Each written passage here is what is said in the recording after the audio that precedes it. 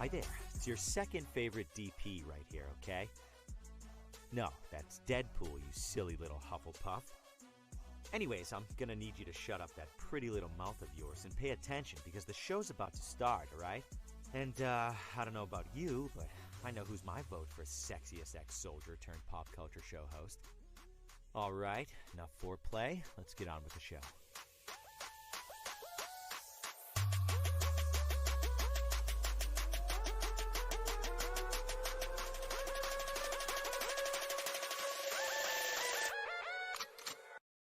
Broadcasting live from the basement of the Pentagon.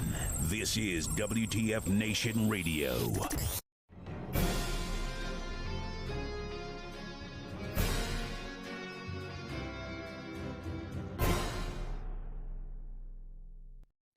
Welcome, one and all. Today is March 8th, 2022, and this is episode 90 of Pop Culture Warrior. It's the show where I stay up to date on all the ins and outs of what's happening in pop culture so you don't have to. I am CQ. I'm your Pop Culture Warrior, and with me as always is the man who can smell what CQ is cooking, the man in the bubble, the voice of the unpop culture. Ladies and gentlemen, say what's up, Mr. Radar. What's up, Mr. Radar? What's up, Lord CQ? Lord CQ in the house. That's an inside joke. We don't got to talk about that. We ain't got to talk about that. What's up, ladies and gentlemen? Thank you for joining us on this fine Tuesday evening. Oh boy, do we got a show for you tonight. Woo! Are you excited, man? I'm excited. You know what? I'm intrigued by tonight's show. I'm excited, but I'm also intrigued. Intrigued. I like it. I'm with it. Because I know things. He knows things. Uh-huh. Okay. I drink beer and know things, and I'm out of beer. So all right. Quick shout out to everybody who's out there in the chats hanging out with us tonight. I see James. I see Heath welcoming people to the premiere of Pop Culture Warrior. Hey, thanks, man. Alan, what's up, buddy?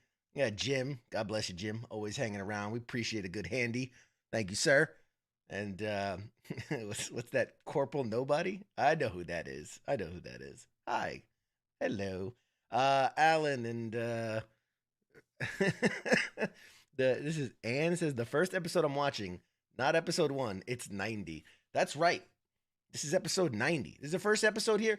Welcome to joining us. I can promise you fun, entertainment, lots of silliness. But I highly recommend go back and watch episodes 1 through 89. You missed some good stuff. You know what? Start at about 25. Start about 25. Don't start at 1. Yeah, fair enough. Yeah. Don't start at 1. You'll never listen again, basically. Yeah. Start. You know what? Though it is fun. I've kind of done that. I went back and watched some of our early stuff because we talked about that when we did our we did the roast the roast to CQ, and we talked about some of the earlier stuff, and it really did kind of, you can see the growth. You can absolutely you can see a lot of growth. From those early days. A lot of growth. I think yes. that we've come a long. I'm gonna give us a little boost in sound. We come a long way. We come a really long way. Besides the aesthetics of the show, but just the quality of the product and. I mean, I'm still here, so it hasn't really, We're working on that little by little. Yeah, little tweaks here and there. You're coming up soon on the list. I am. The replacements. Yeah, I always recommend go back and start from maybe I don't know. I think from the. You think by the middle of the summer? I think kind of by like September, October, we were going a little bit better. The Rod Lurie interview. That's for me. Yep. That was a big turning point when we did the Rod Lurie interview. Who's director of The Outpost, and then right after that, I think we had Ralph Garman. We had Agent Coulson himself. Yep. That was a big turn. We turned Louis Anderson. Up the heat. Louis Anderson. God bless Louis him. Anderson was so great. Man. That was buddy. amazing. He was a great one. Radar's going to be this. No, Radar's getting thrown in the brig. There's a difference. Radar's getting put in the corner. He's going to get a special corner, and he's going to get put there until to stay. That Rod Lurie interview. You got your little pee-pee slap in the dirt. You call him Rob, and you got mad about that. You got kind of mad. And then I was like, I'm not going to do that. But no, that was a fun interview. He was very candid and very, very fun to have on. Yeah, we're gonna get him back on. I want him to be the second guest because there were two guests that we had on very early that we didn't have them on camera. And I always regretted that. That was before we were doing the camera thing for guest. So we had guy of Private Murphy's comics. And we had him on. We brought him back, first ever repeat guest. And then I'd love to do Rod Lurie again. He's doing a movie right now with what's his name? Not Michael Chiklis. Is it Michael Chiklis? I think so. Yeah. Anyway, he's doing a movie called The Senior, where it's about like the oldest guy to return to college to play professional football. He's like 40-something years old and starts playing college football. It's gonna be a great movie, and I'd love to have him on. We can talk about the movie. So, and then that time we'll have him on camera because we didn't have him last time. But so thank you guys for tuning in, man. And if you haven't yet, you have to watch The Outpost. The Outpost. I think great. I really I 100%. There was a thing on TV or on, I don't know, YouTube or some shit. So there's a little thing going on in Europe. I've been kind of watching updates on it. But I watched it on YouTube because I don't really trust. If you want to watch, I don't care who blames Biden or who blames Trump and all that shit. I want to see what's actually happening. Yeah. So I watch a lot of like DW News and shit like that, right? To get away from America. Yeah. And every now and again, like fucking, YouTube, like stupid shit pops up that has nothing to fucking do with what you're actually watching. Like I want to watch fucking TOW missiles taking turrets off of T-72s, right? I don't want to watch the top 10 unrelated movies or whatever. I don't give a shit about that. Yeah.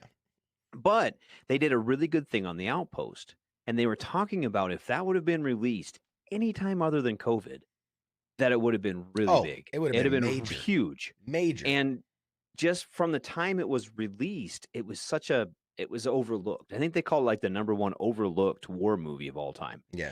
And I really agree with that. I really do. I really think that it is on Netflix, cause you're right. And it's amazing. It's a really, really well done show. Good. It's a great story. And I think that if you haven't seen it, take the time. If you're like sitting around at night, like, what should I do? What watch? I think we've all had those nights. We're like, I want to watch something on Netflix, but I'm not sure what. I don't have to nail it down. Absolutely watch The Outpost. Watch The Outpost. And then after you fall in love with that movie, go back and watch our interview with the director of The Outpost, Rod Lurie. Mm-hmm. Absolutely outstanding interview. Yes. Amazing guy. And the story behind the story is almost just as unbelievable as the story itself. Yep. It's incredibly, really well done. And Rod Lurie was so passionate about telling that story the right way and getting the right people and the right actors and the right scenery and all the things and doing it as accurately as possible. It was so good. It was up there with Restrepo, honestly. Absolutely. It was really good. And I mean, Restrepo is as real as it gets. It's documentary. Yeah, obviously. So. Yeah. But I'm just saying it was up there. It was that good. The quality of it is that good. Absolutely. So a couple quick housekeeping things. We've got tonight as a guest the incredible Bradley Constant. If you haven't seen him perform yet, he is on the show. He's one of the stars of Young Rock on NBC. He plays, the teenage version of Dwyane The Rock Johnson. Obviously, they do different decades where they have him as a kid, they have him as a teenager, and then they have him as kind of a young adult, college age guy. And so he plays the teenage version, even though he's in his early 20s. That's the kind of running joke, is that he looked massive compared to other kids his age. Incredible guy. I do want to I want to throw a caveat out there that, us, we do all of our interviews live. Unfortunately, this weekend came. I got an email from Bradley basically saying, look, I'm so sorry. I can't do Tuesday night. I just can't. And I would have slid him to another night, but the problem is we're booked until May. Right. And he's booked too. And he's booked. He's booked. Right. So he said, I want to make this happen. I want to do this. And so what we did was last night we got on, we recorded the interview. We did it's an amazing interview. I cannot wait for you to see it. So right after the first hour, just as we would typically do, we'll toss it to the interview, but this won't be live. This will be last night. Just wanted to be upfront with that this won't be. So don't think I'm ignoring anybody's comments. I love asking him, the questions from the audience. We're not ignoring you. It's that it was pre-recorded last night. And then afterwards, we'll come back, close out the show, whatnot. But I'll be in the chats. I'll be in the chats with you. you guys have questions or anything, or you should have asked him this, and I'll be like, oh, damn it, you're right, I should have asked him that. You know, we'll do that, but that'll be later tonight. Given the opportunity, and oftentimes, and we've had other guests on when we've done this, where we've said, if you have a question for Louis Anderson, send it to us. If you have a question for whatever, and if we would have known it last week, we could have done this. We would have put it out. Absolutely. It was so last minute, and we're sorry that you guys, as the audience, didn't get a chance to ask those questions. Yeah, I think you guys have some of the best questions we ask guests come from the audience. You ask questions. Yeah, I find in the chats and send to him. So we're sorry that didn't happen. And if you're not following our social media, please do, because I threw it out as soon as I knew yesterday morning. As soon as I knew, I threw it out there. Hey, what would you guys like me to ask him? And I didn't want to call it out that we were going to be pre-recording the interview, but that was your opportunity to throw questions my way, and I would have included it into the interview. So follow us on social media so that every time we post about a guest, you can throw your comments in ahead of time or drop them in the comments, because we do most of our this is the first ever guest we're not doing live, which is incredible. In 2 years, in over 2 years, we've never had to pre-record an interview. We've always made it work live, so it's something new. Anyway, I do want to point out one thing. So, Radar, do you recall what this is? I think that's an award nominee. This is our 2020 Podcast Award nominee. Didn't win, unfortunately, for Best in Entertainment. There it is, Pop Culture Warrior. I highlight that first to once again thank you guys, because it's the people that vote for us that get us to that position. Absolutely. Hundreds upon thousands of entrants, only 10 are nominated. So the fact that we were nominated the once, and this was in our inaugural year, by the way. 2020 was our first year in existence, and we got nominated, which is huge. And 2020 was a huge year for podcasts because look where we're at. Yeah. You know what I mean? I don't know if you guys remember no one left. And then for us to be doing an entertainment podcast on pop culture when everything was canceled for that first year is incredible what we were pulling out. Rod Laurie saved us. Rod Laurie. I will say, the reason I brought that up is because I have something here. And I wanted to open it with you guys. Oh. And there it is. The 2021, a lot cleaner than the other one. You can see through it. The 2021 Podcast Award nominee, once again, for Best in Entertainment, Pop Culture Warrior. So once again, that's to you guys. Thank you so much for voting for us and putting us in. And this year, 2022, is our year. I think we can win it. I think we can win it this year. Too. So I think so too. I think we've got the caliber of guests to do it. We got some amazing people lined up. We're getting good at this too. And we've got the people. We got the people. We got the audience. I mean, okay, our guests are awesome, right? Guests aren't here every week. The audience. You know what I mean? You guys that are here every week, you're the reason we're here. And Mike, the fat electrician, outstanding idea, and we've had him on the show. Now we haven't had him on Pop Culture Warrior, but he was on. I think he was on the Monday edition. I think a couple weeks ago. He was on Friday with Cause. Was he? He was on okay. Sorry, Friday Night Freedom with Cause. He was on a couple weeks ago. You can go back. The shows are still there. They're archived. So follow. Go to YouTube. Go to Facebook. You can find the old videos. And it was a great interview. He did an awesome job. Funny dude. Really enjoyed that one. That was a fun one. The last thing I'll say before we dive into the week stuff. Go ahead. I was going to say, speaking of TikTok, follow Daniel Ross. Oh, yeah. His TikTok is hilarious. It's great. One of our past guests. The voice of Donald Duck. The current voice of Donald Duck on all things Disney. Daniel Ross. Phenomenal dude. So funny. Lots of fun. He's so funny. I love his TikTok. If you're out there, Daniel, listening to me, I'm advertising for your TikTok, dude, because it's hilarious. Keep it up. He follows Radar. You know that. Probably, hopefully. There's two things I enjoy watching on TikTok. That's javelins taking out Russian tanks and Daniel Ross. There you go. The top. I think those are trending. I think those are the top two things now. Probably, actually. Hey, Mike. Hey, Pete. I see you guys in the Pop Culture Warrior chat too. Appreciate you guys for joining. He says he has a question, dude. If you have a question, just throw it out there, man. That's how I think you were talking about earlier when we were talking about about questions, about having questions. Questions. So one last thing, if I could be so bold as to ask you fine people. You guys are all awesome. I love each and every one of you. I do have the Pop Culture Warrior YouTube channel.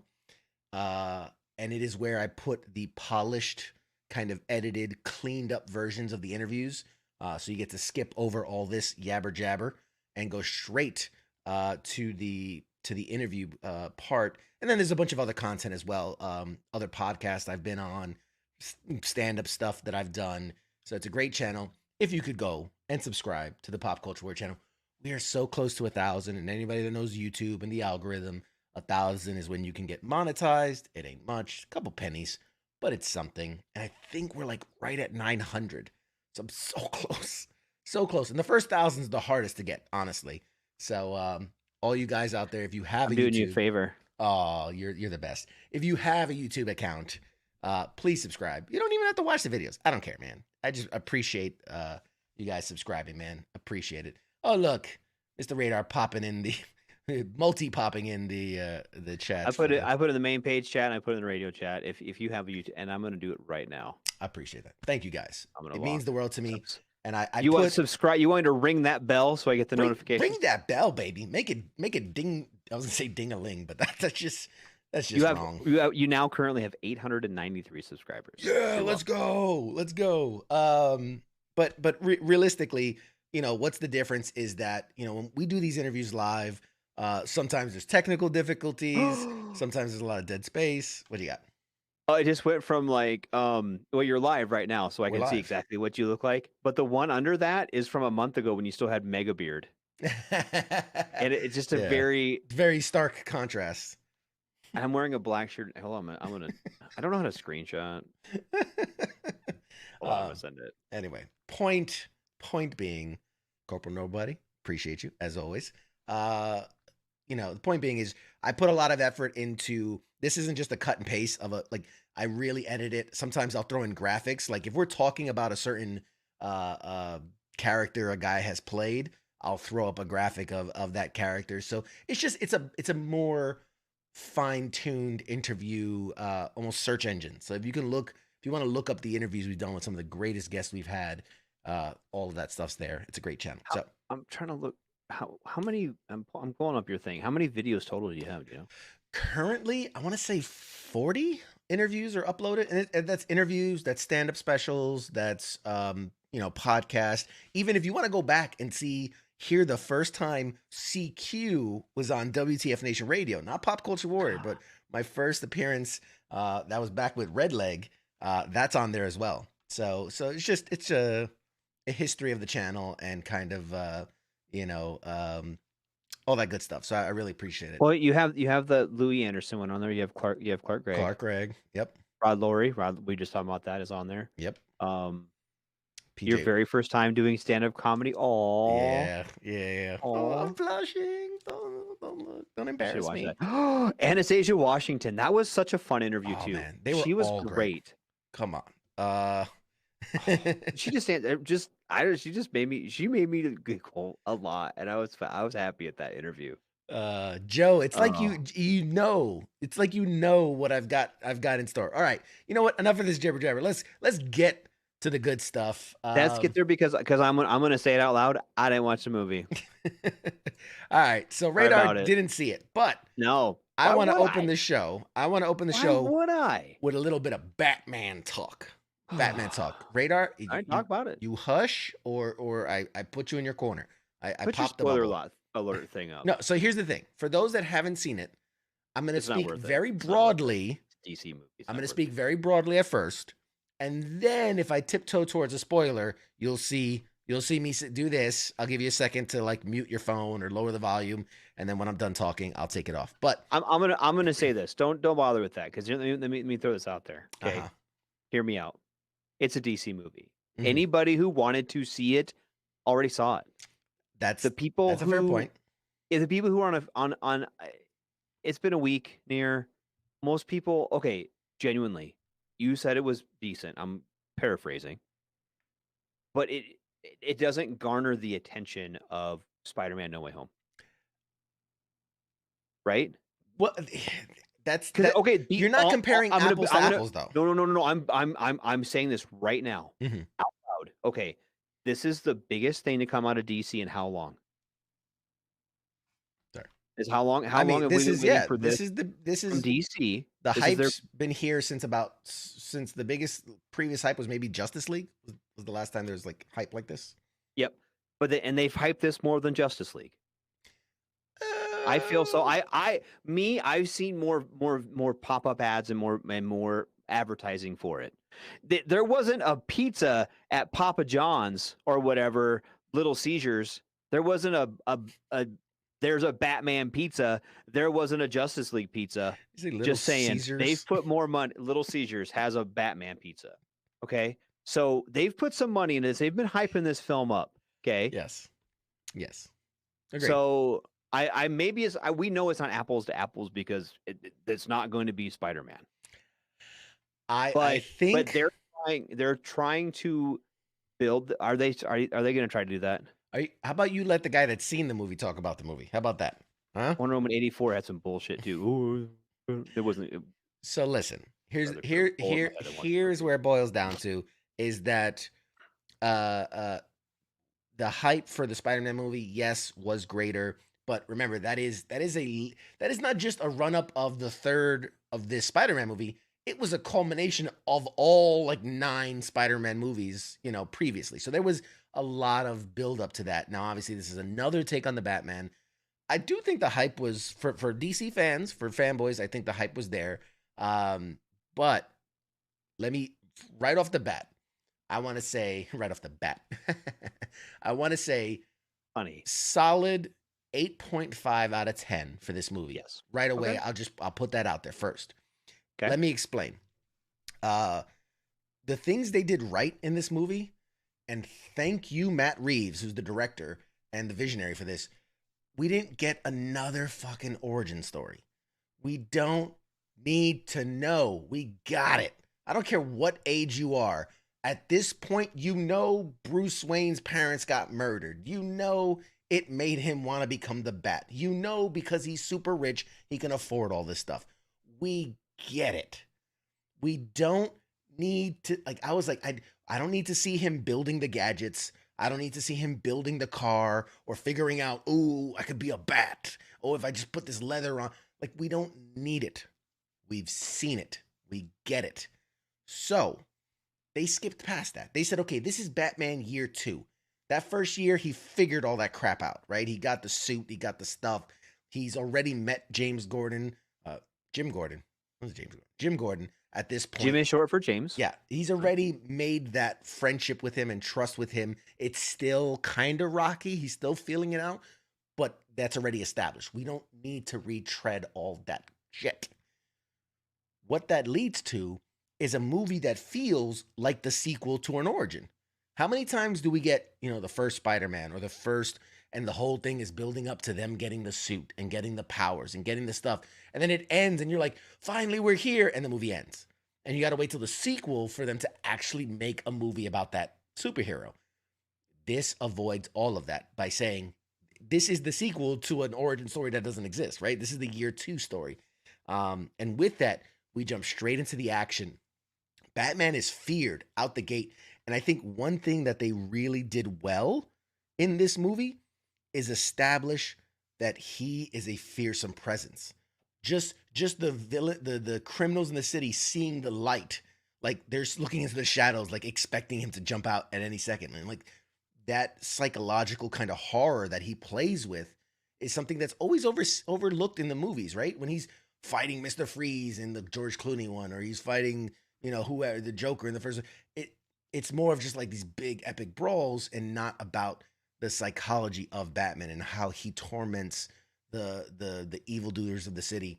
They also leaned really heavily into the world's greatest detective kind of angle, in that, the Riddler's the world's greatest detective. I'm the world's greatest, which he misses some things. So I'm kind of maybe is year 2. He's kind of the world's 3rd greatest detective at this point. He's working his way up the ranks. The world's okayest detective. The world's okayest detective. Exactly. Better than any detective on the GCDPD. That's for sure. I'm the Gotham's greatest detective. Maybe. But you know, he's working his way up the ranks. But they lean into that, the clues and him being smart. And now they did create a novel, like a book that you could read that is the origin to this movie. It tells the story about since his parents' murder, the things he was up to, like in his high school years, he got into like drag racing. So that's where his love of cars and tinkering with cars came from. How he studied, he went to different schools to study, and that's where he got like the intelligence from. And then in his, you know, finishing high school, the first, you know, 5-6 years out of high school, like he traveled to different martial artists and trained all over the world. So all these things to kind of build up to, okay, we pick up in the movie, he's got the gadgets, he's got the toys, he's got the bat thing, and he's out there whooping ass. Thing. He's like a bat thing. He's got the bat thing going for him. So yeah, he's kind of adopted that mantra. I will say the mantra. It's a great look at very early days. So you do get you get to see the Penguin before he's really the Penguin, the established Penguin. You see Catwoman before she's really established as Catwoman. And I really do believe this, and I will say this, and I'll challenge anyone. I really think that Robert Pattinson did a great job as Batman. A lot of people are knocking his take on Bruce Wayne because it's a very different take on him. We don't get the whole playboy, millionaire, philanthropist, you know, woman on each arm, you know, and what the director said is he leaned into the idea that that version of Bruce Wayne is a mask. Like Batman that is him. He is Batman. And that persona of Bruce Wayne is something that he creates in time. And that this is early on when he doesn't realize that he has to balance, right? He doesn't realize that, you know, he can't go around with a dark scowl all the time because people are like, oh shit, look, that guy looks like Batman because he's all broody all the time. So there's a lot less Bruce Wayne. There's a lot less of that character. He's more sullen and withdrawn and things like that.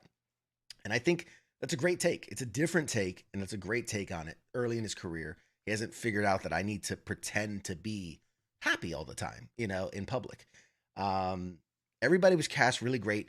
Everybody did an amazing job. The reason I don't give it a 9 or a 10 is it kind of boils down to it's another fucking Batman movie? No, like they did such a great job. The first 80-90% of the movie. Is it the first 80 or 90 Batman movies? Percent of this movie is they did such a great job really setting a tone and everything. And then they kind of pivot shift right at the end. Kind of, I don't want, I'll do a spoiler alert and then I can talk about it. But, you know, the other issue was that the romance between the Batman and the Catwoman, which was all over the commercials and things like that. They weren't hiding it. It felt forced. And I got to pick my words carefully here because I think both people did an excellent job at the character. But you know what? I'm gonna spoiler alert. No, I'm gonna spoiler. It's not even a spoiler, dude. Nobody gives a shit. Anybody who cares has already seen it. I will give 2 seconds so people can lower the volumes or get away if they want to turn away. Go follow my YouTube channel. Then. Yeah. The relationship between Batman and Catwoman kind of comes out of nowhere because like he stalks her, she helps him, they argue, and then she disappears, and then she comes back, and she helps him, and he helps her, and then all of a sudden, and I'm like, cool, that's cool that they're not forcing that relationship, right? This is early on, maybe next movie or the movie after that, they can fall in love over something. But then all of a sudden at the end, she's like, come with me. And he's like, oh, I can't because I'm Batman. And then it's like, they kiss and you're like, wait, where did that come from? I liked that they didn't force these two, like, oh, it's a man and a woman, so they got to be together. Like, let there be something in the story to kind of blossom that romance. But like, they literally, the first part they're fighting, the next part like she throws him a bone by like stopping someone from shooting him, that's it. Like I don't know where it came from. This romanticized, crammed in finish there.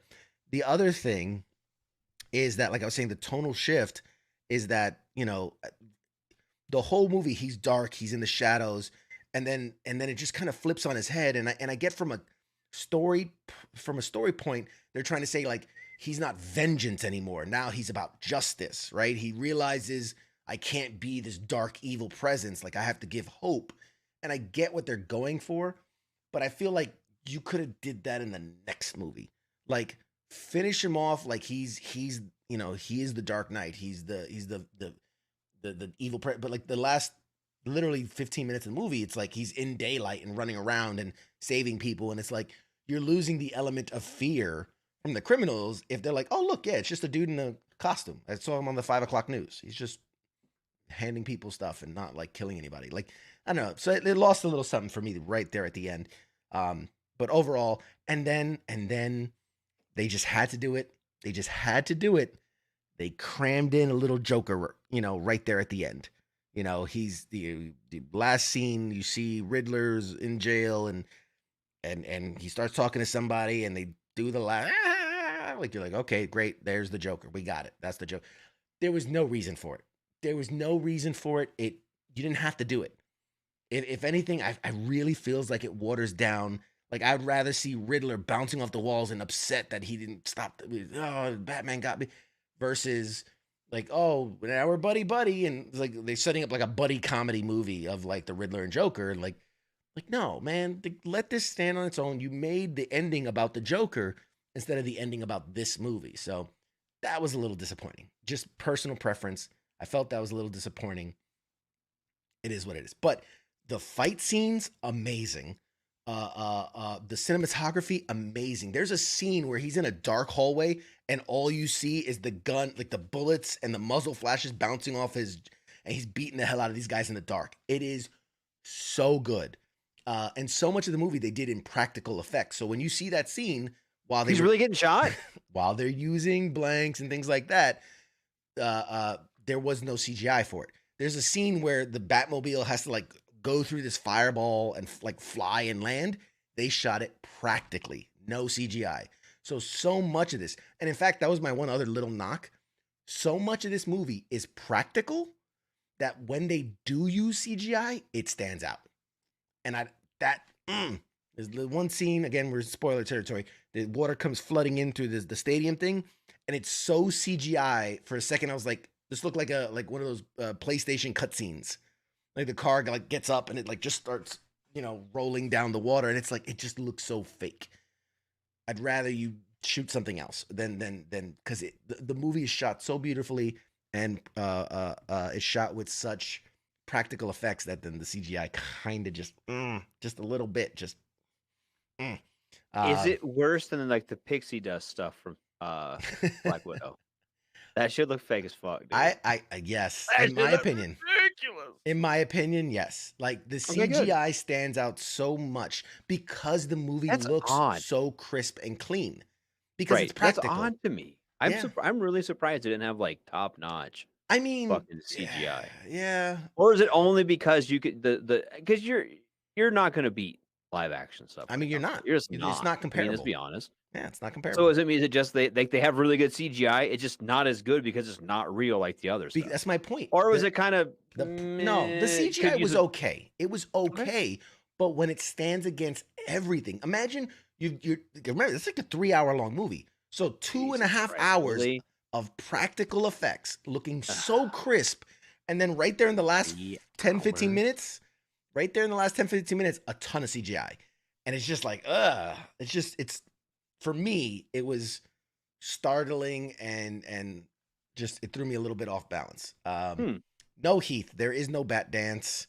There is no like bat shark spray or anything like that. That I fight crime in a rubber suit. But he does have some cool gadgets. He does have some cool gadgets. Of course he does. So it's all said. I really think it's a great movie. It's worth watching, and I'll say it, 3 hours. Not counting credits, not counting trailers, 3 hours, but it doesn't feel like it. There is no scene that I didn't felt pushed the movie forward and told the story that they're trying to sell. There was like one scene where at this one point he like opens a bird cage and like sticks his hand and grabs something and then pulls it out and then closes it. And I'm like, that was like 30 seconds. You really could have just quick cut to like him grab, close.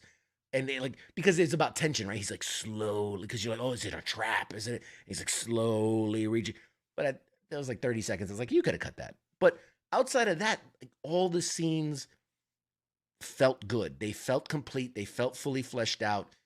It didn't feel like, you know, sometimes you see a movie and you can tell that they cut stuff out, right, for time. And you're you're like, what the fuck? How did they get here? Yeah, it's a startling. Yeah, it's a startling thing, or like you can't understand a person's reasoning because they cut a whole scene that would have explained why he did that thing. This felt complete, start to finish. It felt very complete. I'd be shocked to find out what stuff he did cut out of this movie because there was so much to it. But otherwise, it's a great movie. I highly, highly, highly recommend. Maybe not IMAX. I don't think you need to go to IMAX or anything like that. But catch the movie in theaters on the big screen. It looks, especially those fight scenes. The fight scenes, man. Oh, God, they look so good on the big screen. I don't know that I can. I just feel like so let down by DC.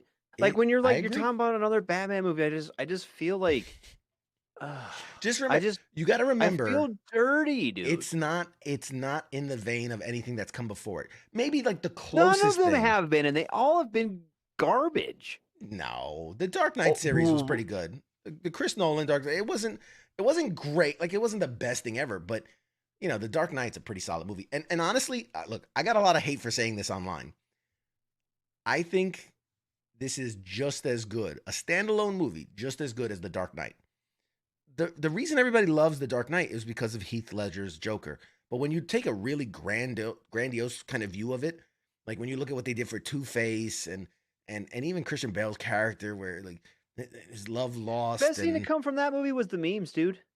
Honestly, am I wrong? The memes have lasted way longer than the fucking movie. I disagree. I think it's a great movie. I don't know, dude. I think it's a great movie. Just all of them. It feels like okay.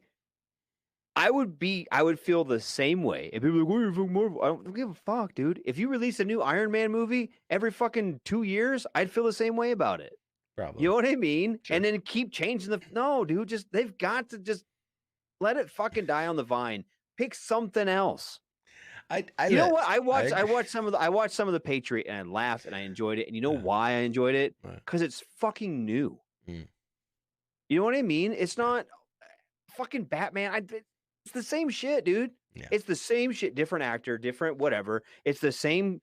Oh, of course, fucking Penguin's coming up. They're fucking on all of them. You know what I mean? Like, they gotta have more content than the same shit they keep rehashing. And that's okay. If that would have been the only or if they hadn't had the Batman movie since Jack Nicholson, right?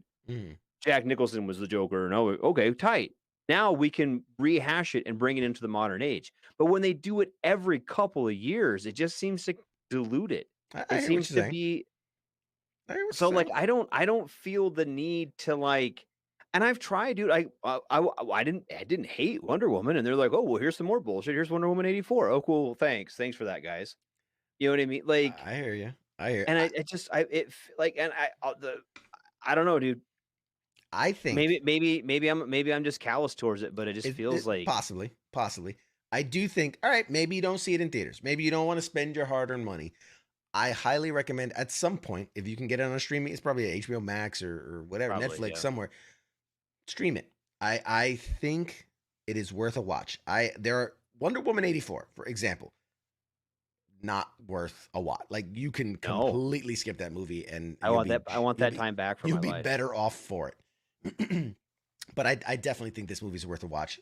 Most people, I would recommend see it in theaters because it looks glorious on the big screen. The dark theater with amazing sound. It is a phenomenal experience. But do you think? Okay, hear me out on this. Because you said, and I'm jumping ahead a little bit, but you said they're going to try to like kind of build a little universe around. We're gonna talk about that right now. Do you think if you were DC, would you take someone like Patriot or Peacemaker, yeah. Peacemaker. No, he's not like Peacemaker. And start building off that. Like I mean, like in my mind, right? If you could take something that hasn't been rehashed a million times. Sure. Kind of like what Marvel did with Iron Man. Right? Yeah. And make that kind of build your universe off that. Or off. Well, remember, Peacemaker's a spinoff of Suicide Squad. So that is kind of them. But that's what I was going to say. Take Suicide Squad and give all of those different people in Suicide Squad, give them their own movies and kind of build it. Have the Suicide Squad be your Avengers, right? And kind of give all those other people some of it, and kind of just put Batman in the background for now. I hear what you're saying. And then introduce him into that greater universe. Yeah. I think you'd get more traction, and you'd be able to kind of start anew a little bit without completely, you know what I mean? Possibly. I guess that's just the direction. Like me as someone, as a not pop culture person, the unpop cultured, yeah, as the unpop cultured, I would be more inclined to see those films than I would be to go see another Batman movie that I saw 2 years ago. That makes sense. That makes sense. I don't think that's the direction they're going to go. Okay. But that makes sense from your perspective. I get it. To continue our discussion, Matt Reeves came out. Now, remember, prior to this movie coming out, they had already said HBO Max has greenlit a Gotham PD series. Now, the point of the Gotham PD series was to act as that Batman Year One. You weren't going to see Batman. Like, he would pop in occasionally, like, in the background. But the point was to show the corruption of Gotham before Batman started making strides to change things, which is a lot of that happens in this movie. Well, I mean, not really he changes it. Riddler really changes it, but you know what I mean. But so that was going to be the Gotham PD series. Well, then it was announced, my God, Colin Farrell, who did Oswald Cobblepot, Penguin, did such an amazing job, really stole every scene he was in. You could not tell that was Colin Farrell. He did such an amazing job. They're going to do a spinoff on him as well. So you're going to get this kind of Scarface-like power grab drama of him, like Boardwalk Empire, like the idea of him rising to power in the criminal enterprise. So then that was the second show that was announced. Well, it was just announced that there's going to be a third spinoff coming off this Batman movie where they're going to do a focus on Arkham Asylum, kind of like the whole asylum as a whole is kind of the character, and then all the people obviously inside of it. We already know Riddler and Joker are there. Who knows who else shows up in the series? That was the announcement. And then literally earlier today, a clarification came out where Matt Reeves revealed that it's not going to be 3 because the Gotham PD show is actually on hold, and they're shifting focus to the Penguin show and the Arkham Asylum show. And that, because the Gotham PD was going to focus on this one crooked cop and his kind of story. And Warner Brothers was kind of like, yeah, but why don't we use someone the people know? And so that's why they're kind of putting that one off to the side. So there will be a Penguin show, Oswald Cobblepot show, and then Arkham Asylum, which they kind of said tonally it'll be like kind of like a haunted house horror show, like think like American Horror Story kind of a show, but within the world of the Arkham Asylum. So that's kind of where they're focusing on. And then the Penguin show being, kind of the rise to power after the events of the film, him stepping into the role as the big bad boss. So it's interesting. It's interesting because being that there was this DC extended universe, there seems to be a very hard pivot to like, oh, this Batman thing, we love it. From the executives, we love it. Let's dump a bunch more money into it because there's going to be a sequel. There will absolutely be a sequel without a doubt. It's so obvious. But the idea that they're fleshing out that universe with all these, HBO Max shows, as well as the novelizations, like they're really going hard and heavy on this, which begs to, what are they going to do about DCEU and how that's going to do?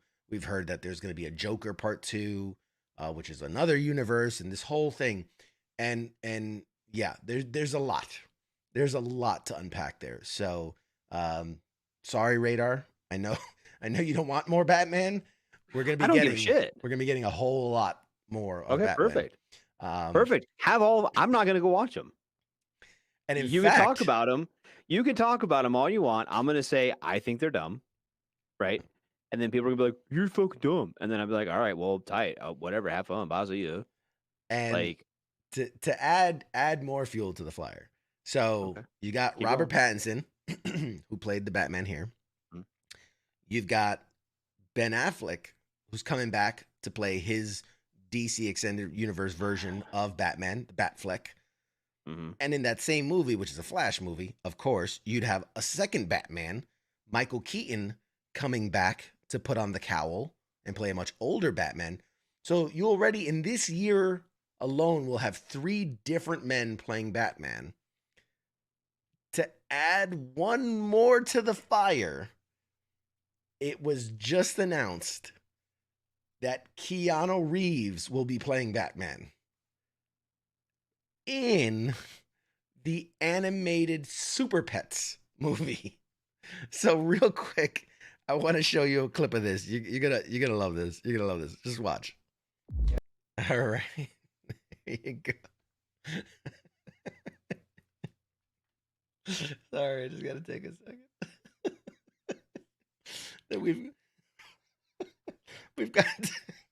We've gotten to a point where we're gonna do Super Pets now. We've digressed. Look at it. And I don't knock it. Look, you got Dwayne The Rock Johnson playing Crypto, the super dog. You got Kevin Hart playing Batman's dog. You got Keanu Reeves playing Batman. I mean, I think they also have oh Christ, who was it? There was a bunch of big names that are going to be in that movie.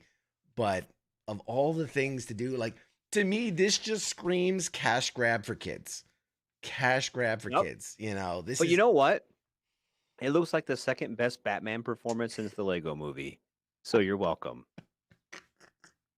That's all they need is to announce like Lego Batman 2. And then you can be like, we had 6 different Batmans this year. Don't fucking put it past them, dude. This year is still young. This is the year of the Bat. Yeah, Heath, hard pass. You know what? I say hard pass. One of my 8 children will probably be like, Dad, we go see them folk theater. That's amazing. No, it is not. It is not. Yeah, look, I'm not gonna knock it because I don't knock anything until I've seen it. If I see it.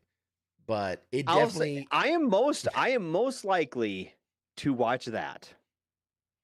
That's all I'm gonna say. Yeah, and you can give the review of it.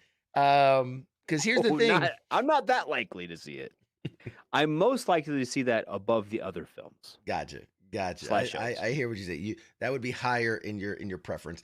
Yes. You know, right below getting shot again. I look at like DC has put out these, movies, and they put out these like animated movies which are meant for older audiences. They're not really meant for kids, the DC animated stuff. And then you look at Marvel, which has like 16 different cartoons and different series and all all the everything, the plushies and all the games. Mm-hmm. So I feel like this is DC's like, okay, we gotta start bringing in some of that kid cash. You know what I mean? That Disney Mickey Mouse money. We need some of that. So I think this is their attempt at saying, we need some of that money. Mike Larson says, this is why we need a replacement for Radar. What, for me? What did I do? What did I do? It's fucking garbage. Because you're so against the Batman. I'm against garbage. And I don't give a shit who puts it out. But if it's Marvel garbage, I'll say Marvel garbage. But you can't say it's garbage if you haven't seen it, though. You can say, I don't. Oh, come on. I think it'll be garbage. Come on. You can't. You can't. I mean, you can make an educated guess. I can make an educated guess. Say it's garbage. You can't say it is. I will stake my reputation on it being garbage. What reputation? Exactly. I got nothing to lose. I'm playing with a winning hand. Yep, Cause is right. Merchandise will make more than the film. And it's going to, you know what? That's the stuff that's going to be in Happy Meals and all kinds of stuff this summer. And it's probably going to be a fine kids movie. Yeah. It's whatever. And I'm going to say this about most animated properties. I don't like them. Yeah. Yeah. I don't like the newer animated stuff. The only animated thing that I've seen in probably the last 3 years that I actually liked was What If. I'll tell you what. I'll double down on that. You haven't seen Hit Monkey. I think you would like Hit Monkey. I haven't seen Hit Monkey. I kind of, I was wishy-washy on it. I think you would like it. There was some of the stuff, it looked really corny and cheesy. In a good way. But it looked funny. I haven't seen an animated thing that I've liked since Archer. Archer. and then this popped, and then What If. That's been like the only animated stuff that That's I've fair. Family Guy, I don't really care for. Family Guy was funny fucking 20 years ago, and it seems to have just gotten crazy. Same with Simpsons. Same with South Park. Beavis and Butthead. South Park. Yeah. You name it. Rick and Morty. I think Mike made a good point. Rick and Morty's pretty good. Rick and Morty. You're not a fan. I can't get into it. I'm not a fan. I can't get into it because it just. I watched like half an episode, and I'm like, this is kind of funny, and then it just turns stupid. And I'm like, this is dumb. I can't do it. So you've never seen the Star Wars stuff. Scott's like the Star Wars stuff. I don't really. I'm not a huge Star Wars nerd. I like The Mandalorian. I like some of the movies. Yeah. I don't care enough to get into the backstory of it. Star Wars is very one to me. I like the stuff that stands alone. Yeah, I got you. I really do. And you watch like Mandalorian. Mandalorian can stand alone. It could be nothing else. It doesn't even have to be branded Star Wars, anything, and it stands alone. It's a good show. You should see. Speaking of animated, Into the Spider-Verse, I thought was one of the best animated movies of all time. My kids watched it. I honestly, and I'm obviously a big Spider-Man fan, and I wouldn't say it just to say it, but it's honestly one of the best animated movies I've ever seen, and possibly one of the best Spider-Man movie. Like Spider-Man, really? Superhero, and just animated in general. If you can appreciate it just for the art and the detail and all the stuff, like it's crazy how good that movie is. It won a bunch of awards for they created a whole new art style just to make that movie. Like it created one. That's crazy. But yeah, so that's that. Enough about the bat. I'm gonna change the bat signal back to my pop culture warrior, and I'm gonna drop the Batman here. You should get one of those things. A bat signal? Get an actual. Just get like a desk lamp. Just like a desk lamp and color it in, and then when you're talking about Batman stuff, just shine on your back wall. I'm gonna get like a CQ one where it just shines. Oh, that wouldn't be pompous as fuck, but yeah, go ahead. Yeah, it'll blast. No, but CQ genuinely, okay, I'm gonna go genuinely though. Like, you should get one that shoots on your back wall, and just get one of those like little LED desk lamps that are like $6 at Walmart, and like cut out some paper or something to put on your. Yes, be funny. Really bad CGI. I'm just gonna really bad CGI it. That's the last 30 minutes. The last 10 minutes of the show. It's gonna be really shoddy CGI thrown on there. Yeah. Oh, boss. The boss. I don't hate Star Wars. Some of the movies, and this is the same with Marvel. I'll go all of them. Yeah. They got to make it good for me to like them. Yeah. I'm not going to give anybody my money for some garbage just because it's part of a series or part of a thing. If it's good, I'll watch it. If it's garbage, I'm not going to. And I think that same with Star Wars. Star Wars had some really, really good films and some really good shows, and it's had some that weren't so great. And Marvel's the same way. DC's DC, and Joe makes a good point, man. Invincible on Amazon Prime. That's actually a really dope show. Now, it has the leverage that, it's animated, but it's also like the source material is so good. All you have to do is just animate the panels and boom, it's great. But yeah, Invincible, highly recommend watching. We didn't get a chance to talk about this because we've been out. Mm-hmm. What about the all the Netflix shows coming to Disney Plus? That was literally, you're jumping one segment ahead. I was literally going to talk about it. You used to give me a sheet and say, this is what we're talking about. You were talking about it, and I was like, we haven't really talked, because I didn't know if it just kind of fell off the radar because of our absences. So, so let's switch over here. And since our friend brought it up, we talked about this a week or two ago in that the Defenders were leaving Netflix. And at the time, there was no announcement about what was going to happen. And we speculated that it might be a little too dark for Disney Plus. Maybe they drop it on Hulu. Maybe that's the play. Well, it was recently announced. The Defenders are coming back already. Literally hours after being removed from Netflix, they are coming to Disney Plus. So beginning March 16th, which is about a week away, in the United States, Canada, United Kingdom, Ireland, Australia, and New Zealand, they will be available on Disney Plus. Disney Plus will also be the exclusive streaming home for all 7 seasons of Marvel's Agents of S.H.I.E.L.D., another previously on Netflix series. So all on Disney Plus, which is a huge thing. There's rumor that they're gonna introduce like a parental controls, so that like you can have, if you want to have the kids watching Disney Plus, then all that stuff would be blocked out, or you can have like the adult and have it all kind of come back in.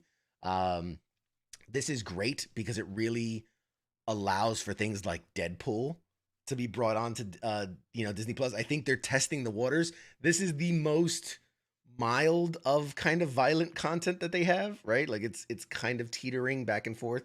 It's not like straight violence. Oh, or it's whatnot. not. It's not Deadpool. It's not Deadpool. That's the point. There's a step between what PG-13 and Deadpool, and they're kind of hard R. They're finding that. Yeah. Yeah. Mm-hmm. So there is going to be, they are releasing that there. And to tag in on that as well, let's pull that out, is to talk about this guy who's coming very soon. Moon Knight is coming, and they just released this poster of what, if you're a fan of Moon Knight, you've seen him in the cape and the cowl and the whole thing. This is an alternate version of him called Mr. Knight. It's one of his many personas. And the fact that they're showing that he's going to be on the series as well is awesome. Okay. For as old as Moon Knight is, because I think Moon Knight goes back to the 70s and 80s, Mr. Knight, this version of him, only appeared, I think 2014 was his first appearance. So it's a rather newer interpretation of the character of Moon Knight.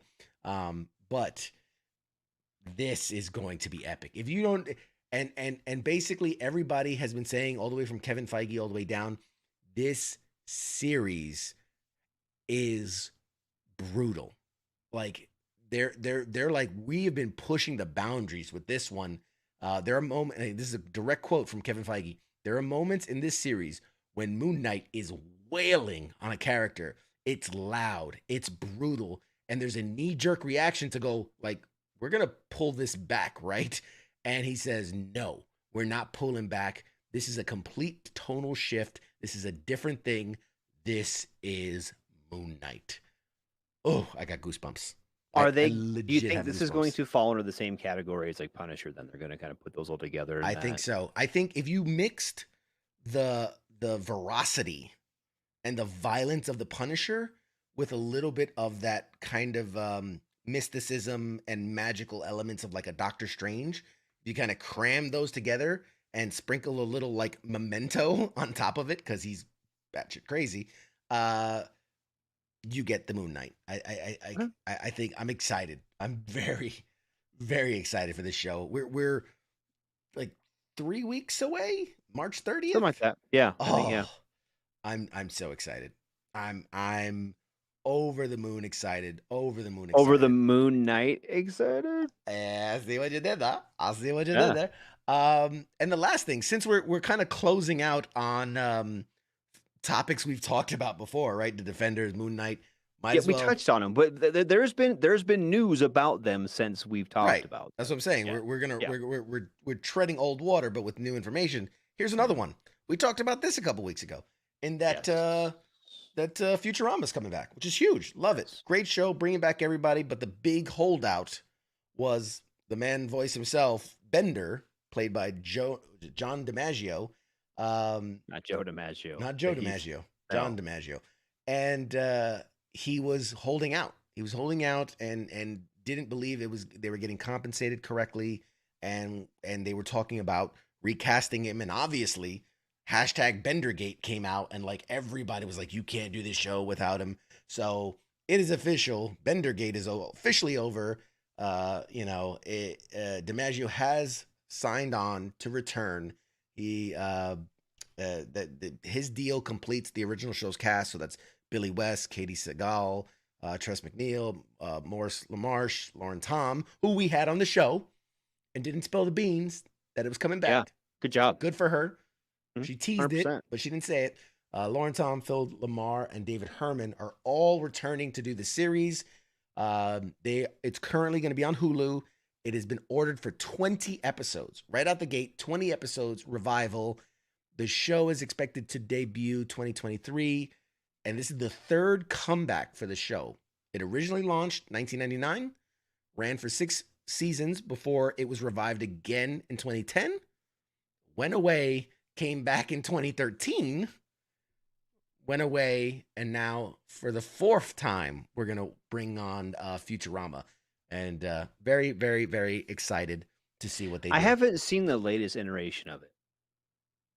The latest revival. So you mean the 2013 one. Gotcha. I haven't seen those. Yeah, they even did like these not like back in the day we call them direct to DVD, right? Direct to video. Mm-hmm. They did these direct to streaming movies. So they were episodes, but they were self-contained like 2-hour stories. And you can watch them individually as movies, but then like kind of when you put them back to back to back, it almost made like a whole season of the show. And in fact, what they did was they would release the movie, which told this massive story. And then they basically broke it up into 20-minute segments and were like, here's the season. And it was just the 3 movies all cut up into pieces and played in a row. But yeah, so that was when they came back in 2013. And it'd be interesting to see what they do from now on. So yeah, that might be, ladies and gentlemen, is our news for the week. Switch back here to main. Mr. Radar. Yes. We have reached the 9 o'clock hour. And yes, I think the audience has been phenomenal tonight and is deserving of one of, I can honestly say, since it's already done, one of my favorite interviews of the year.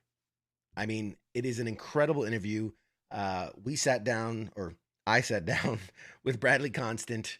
He is the actor playing the middle age. I say the middle age, which that doesn't mean it's not the same thing. There are Rock. The actual Rock is middle aged. There's 3 versions of the Rock throughout his life. There's the kid, there's the teenager, there's the young adult. He plays the middle one, the teenage version of Dwayne The Rock Johnson, as he's shifting through life. They had to shift where they were living and shift their circumstances. They weren't doing well with money, so it's this very pivotal change in his life, and it was a crucial point. And Dwayne The Rock Johnson himself has come out to say that the hardest years of his life were those teenage years, that 15 to 17 or 14 to 17 time, were pivotal for his I mean, if you've seen season 1, like he was stealing from stores, he was doing all kind of stuff that he shouldn't have been doing, and he's very open and honest about it. So this is the interview with Bradley Constant. He's an incredible kid. What a great story. A lot of similarities in his own life to where The Rock was at that time. I think you guys are going to really enjoy this interview, man. I'm super, super excited to present this interview to you guys. Anything you want to say, Radar, before we toss it to the interview? No, I'm excited for it. Let's do it. Wow, man. I was hoping you'd patter for a second so I can cue it up.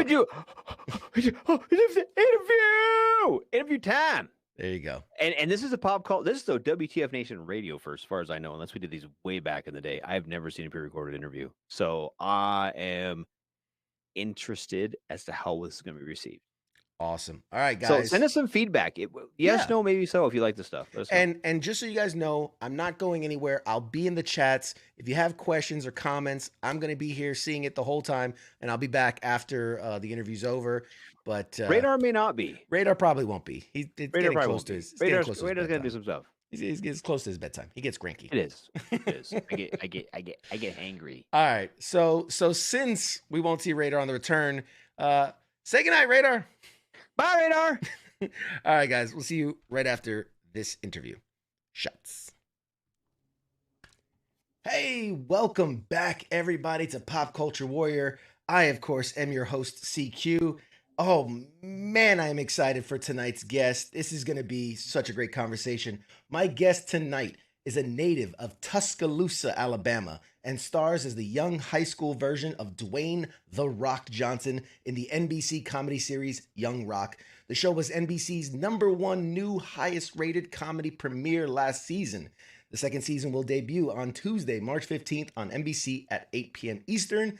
And season 2 is going to delve back into Dwayne Johnson's life, continuing the storylines we know and love from season 1, while also introducing new chapters we haven't yet seen. So, without further ado, I'm so excited. Please, everyone, give a warm welcome to tonight's guest, the incredibly amazing Bradley Constant. How you doing, bud? I'm doing great. Thank you, man. I'm happy to be here. Hey, everybody. This is so awesome. I truly am humbled and honored that you would take the time out days, days before the big premiere of season two to be on the show. Man, are you kidding me? I have so much free time right now. That's Uh, right. This was it- shot weeks ago, right? This was shot months yeah, ago. exactly. This is old news, man. No, thank you for having me. I'm happy to do this. Of course, of course. So right off the bat, I'm going to hit you with the same question I get everybody with. What is your connection to the military? I don't have any family that has served in the military. My great grandfather on my mom's side served in World War One. I don't know a whole lot about him, but I know that from a very young age, I was very into war. I guess there's one way to put this. Like, I'm obviously don't glorify war or anything, but as a kid, like I was obsessed with Nerf guns. I was obsessed with like war. I had my mom add an extra package, so I had the military channel on the TV. So I'd come home and watch military channel religiously because I was obsessed with all the history of World War II and the Vietnam War. So I watched all my Vietnam movies and everything. Full Metal Jacket, and that's me in like fifth grade. And I had all my Green Army men and everything like that. So I was really into the military. But I of course played baseball and I got into acting at some point. But yeah, I don't have that direct connection, but I've always had a deep respect for everyone who has been in service and all of our veterans, of course. And I think, there's such a even though I didn't join the military, I didn't end up doing that, but I think I learned a tremendous amount from, learning about the history and learning Mm. about the sacrifices that, what it took to, step forward for the people that, you care about and you're caring about, looking after others. And that's a big thing that, was impressed upon me from a young age. And I kind of growing up in the South, you kind of have that mentality too, like you always have respect for your servicemen and always have that with me forever, That's men awesome. and women. Yeah. Yeah, no, that's incredible, man. That's such a noble thing, and it's awesome. And we not everybody serves, and that's okay. Yeah. But just having that appreciation for those that did, that's an awesome thing to do. And who knows the opportunities, man. You see a lot of these Hollywood types. They do like a USO tour, and they go Yeah. visit the stations and visit the hospitals and things like that. Maybe that's in your If future as that well. opportunity ever came around, I would love to do something like that. Yeah. Absolutely. My people will call your people. We'll make it happen. We'll get you Yeah, squared set it away. up for me, man. Yeah. So before we dive into Young Rock, which I'm so excited to talk about, and I'm sure that's what everybody wants to hear us talk about, I want to get to know you a little bit better. So I did my homework, man. I did a little digging. I found that you're a marathon runner. You like to Yeah. golf. I mean, you're a 23-year-old. How do you get in? Nobody marathons in their early 20s. How did you get into marathon running? I don't know, man. I've always it's so weird. Like I obviously I played baseball. That was my main thing. I was a pitcher and I played first base. And then I got hurt. I had a tumor in my shoulder and I had it removed, and that took me out of baseball for like a good year. And I don't know. I came back and I failed tryouts 3 times in a row. And I was like, oh, what am I gonna do? And I started gaining weight because I was playing Xbox too much and sitting on my butt, going into high school. And my brother took me out one day and he was like, hey, come do this run. And obviously I looked up to my big brother and I did like a mile and I was huffing and puffing and dying and it took me like 20 minutes. But ever since, that's something I've always relied on for my mentality. I don't really do it to lose weight or anything like that. It's just, even when I was in high school in eighth grade was when I started doing it. I'd wake up and go run at 5 a.m. before school, and just do it religiously. And if I hadn't done it, like I didn't feel good the rest of the day. It was a mental thing, really. And when I ran my first marathon, I think I was 17 years old. Yeah, when I ran my first marathon, I was 17, about to turn 18, and it was a New York City marathon. And I remember one thing my coach told me, because the furthest I had ever run before doing 26 miles was like 13. And she said, if you can run 13, you can run 26. It's all in your head. And it sure enough was. It was a battle. I'd really trained for it, but you get to mile 17 and then you're hurting and you're cramping. And it's like, you could easily just quit and turn around. But for me, having no need to actually finish it, but I pushed myself to finish that. And I've run 5 now. And I think I love to run them now. I need to run another one here soon. Like, it's a good reminder to myself that I can push myself through anything because it's always a battle, no matter how hard I've trained for it or how ready I think I am. It's always tough, and that's why I love marathons so much. I want to do an Ironman someday. I want to push it as hard as I can. Yeah, you like, know. I'm gonna swim, then I'm gonna scuba dive, and I'm gonna skydive, Yeah, and I'm do a the scuba whole thing. dive, yeah. Exactly. Yeah.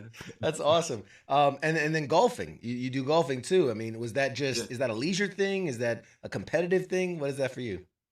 That one, when I grew up, my dad used to always have the Golf Channel on, and I grew up watching Tiger Woods go crazy.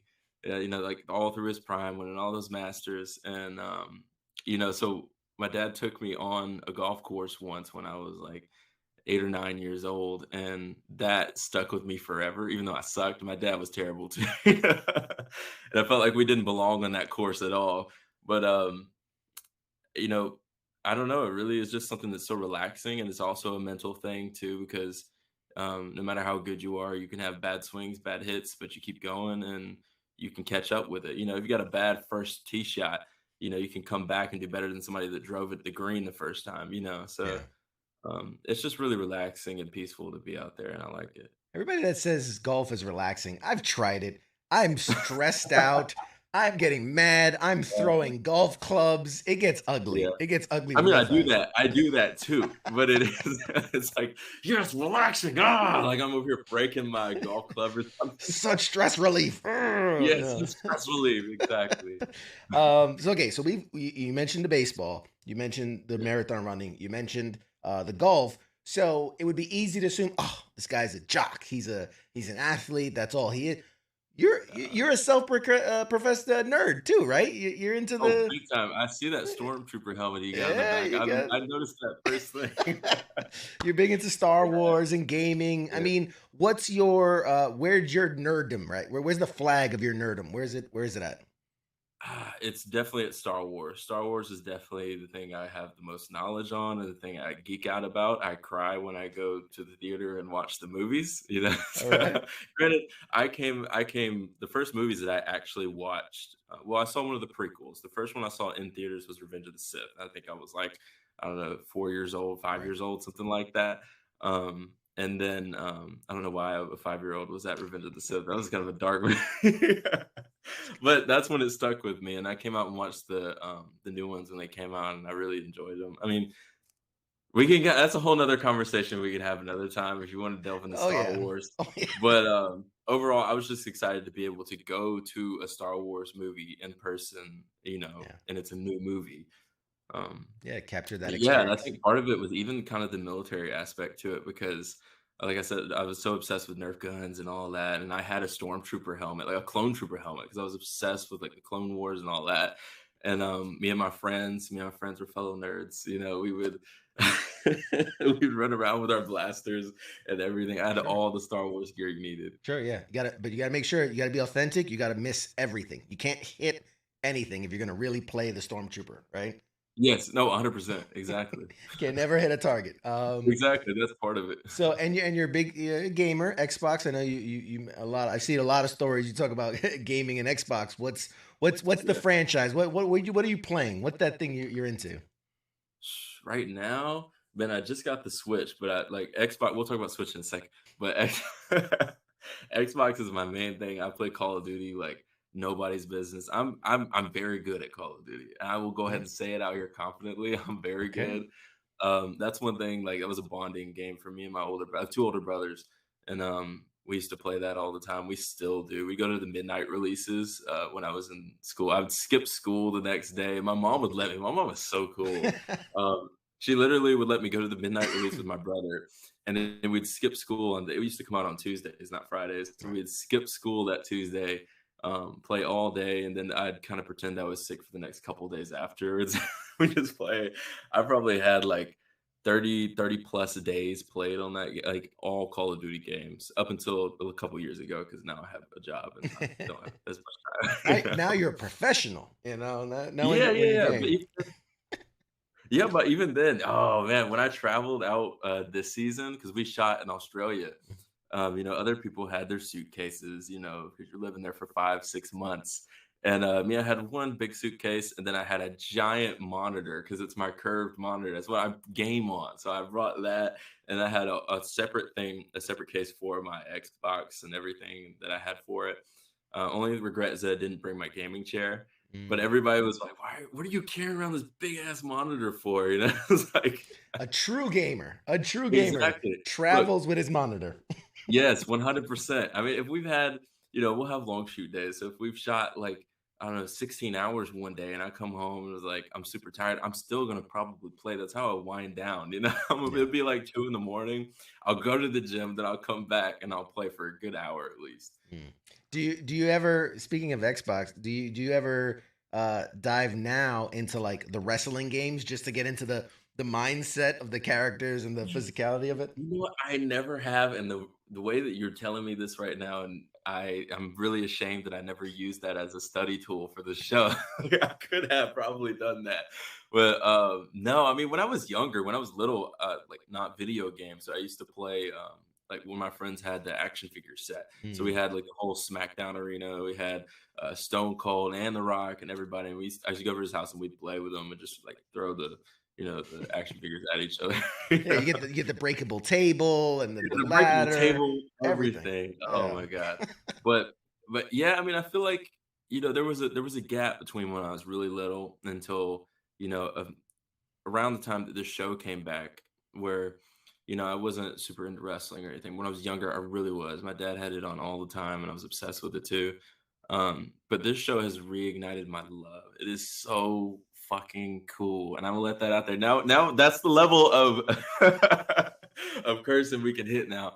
But man, it was so like I the way that I don't want to spoil some things. I'm trying not to say things, but there's especially this season, my character's a lot more involved with the wrestling than I was last year. I had a real fun like high school thing going on last year, which I loved. It was so cool.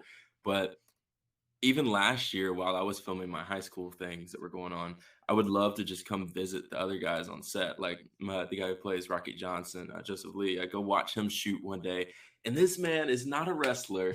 He played basketball in high school, but this dude can seriously jump up like 6 feet up in the air, like full on drop kick. It's crazy. So to watch these guys, especially on the show, when they do it, when they perform it, we maybe record it's a couple, sometimes 3 days worth of just them wrestling in the ring, and they're recording it, and they'll run it all the way through. It's a real match, which is so cool. So we're basically just getting free matches of these guys who are perfectly reenacting these old school wrestlers, Ric Flair, all the above.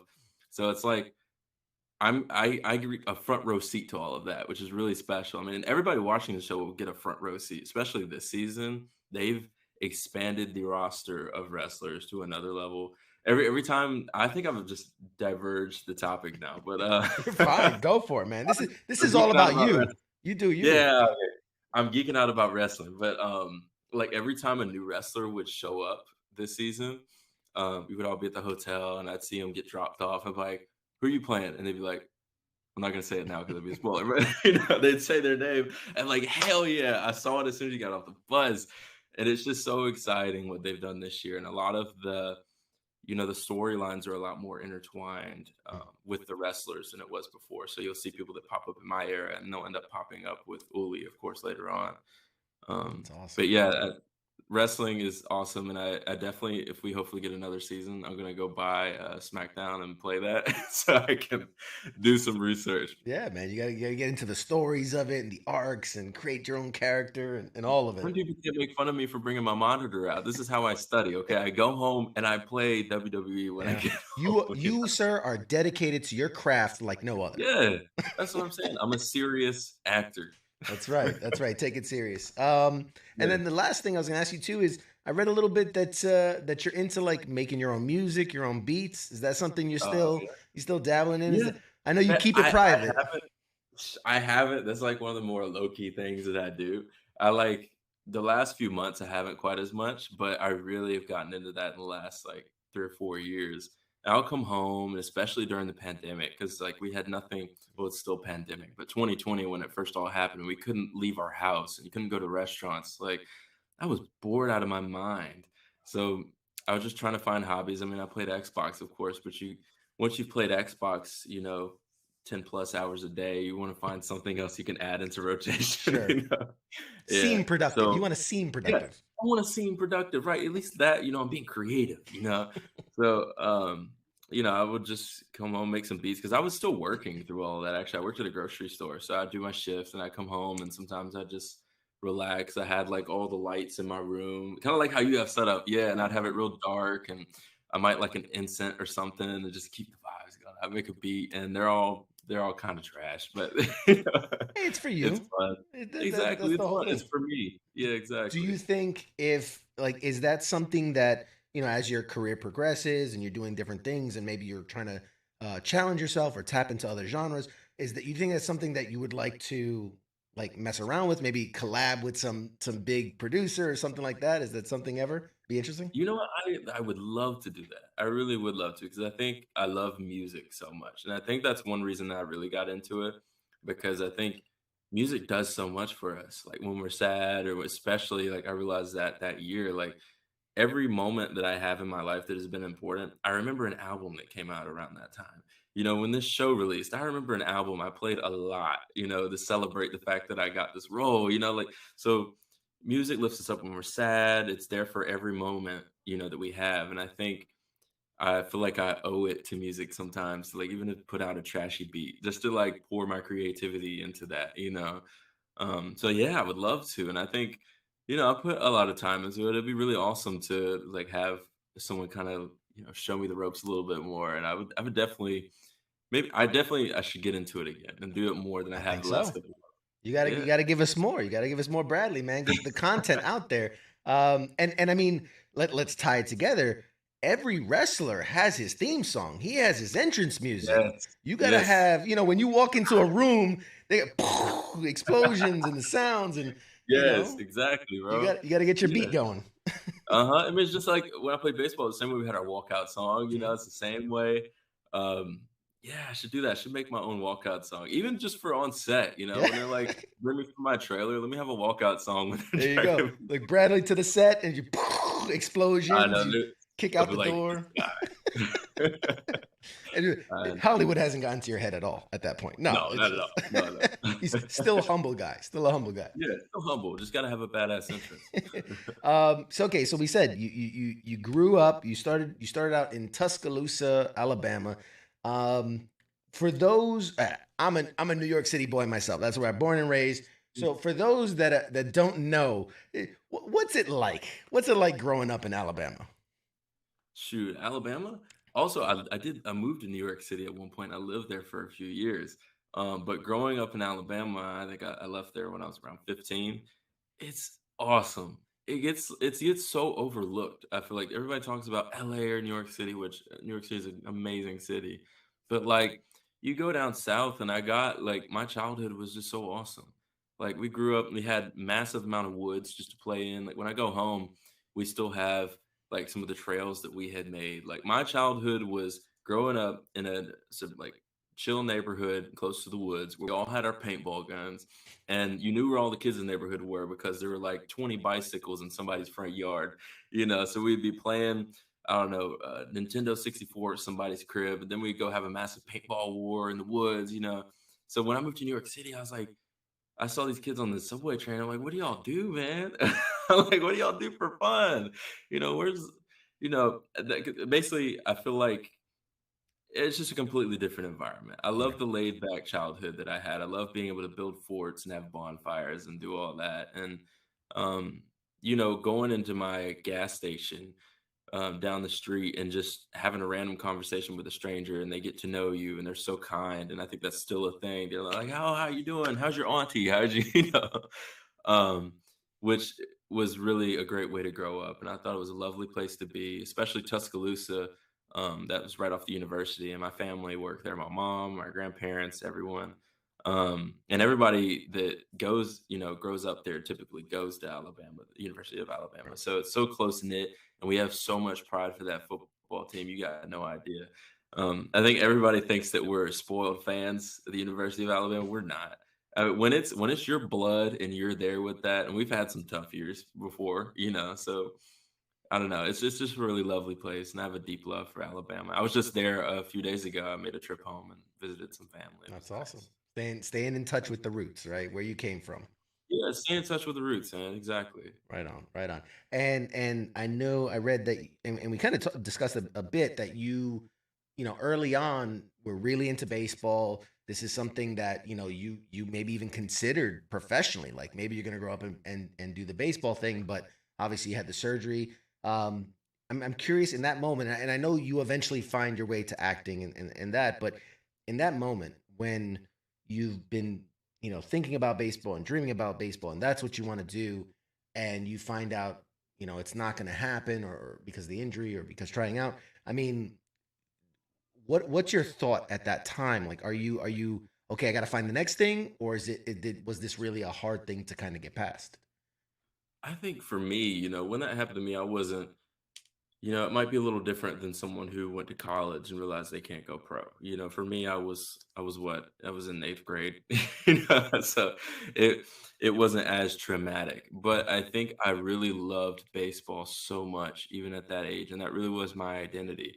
I could not wait to go to baseball practice. I did travel ball and all that, and I really wanted to go pro.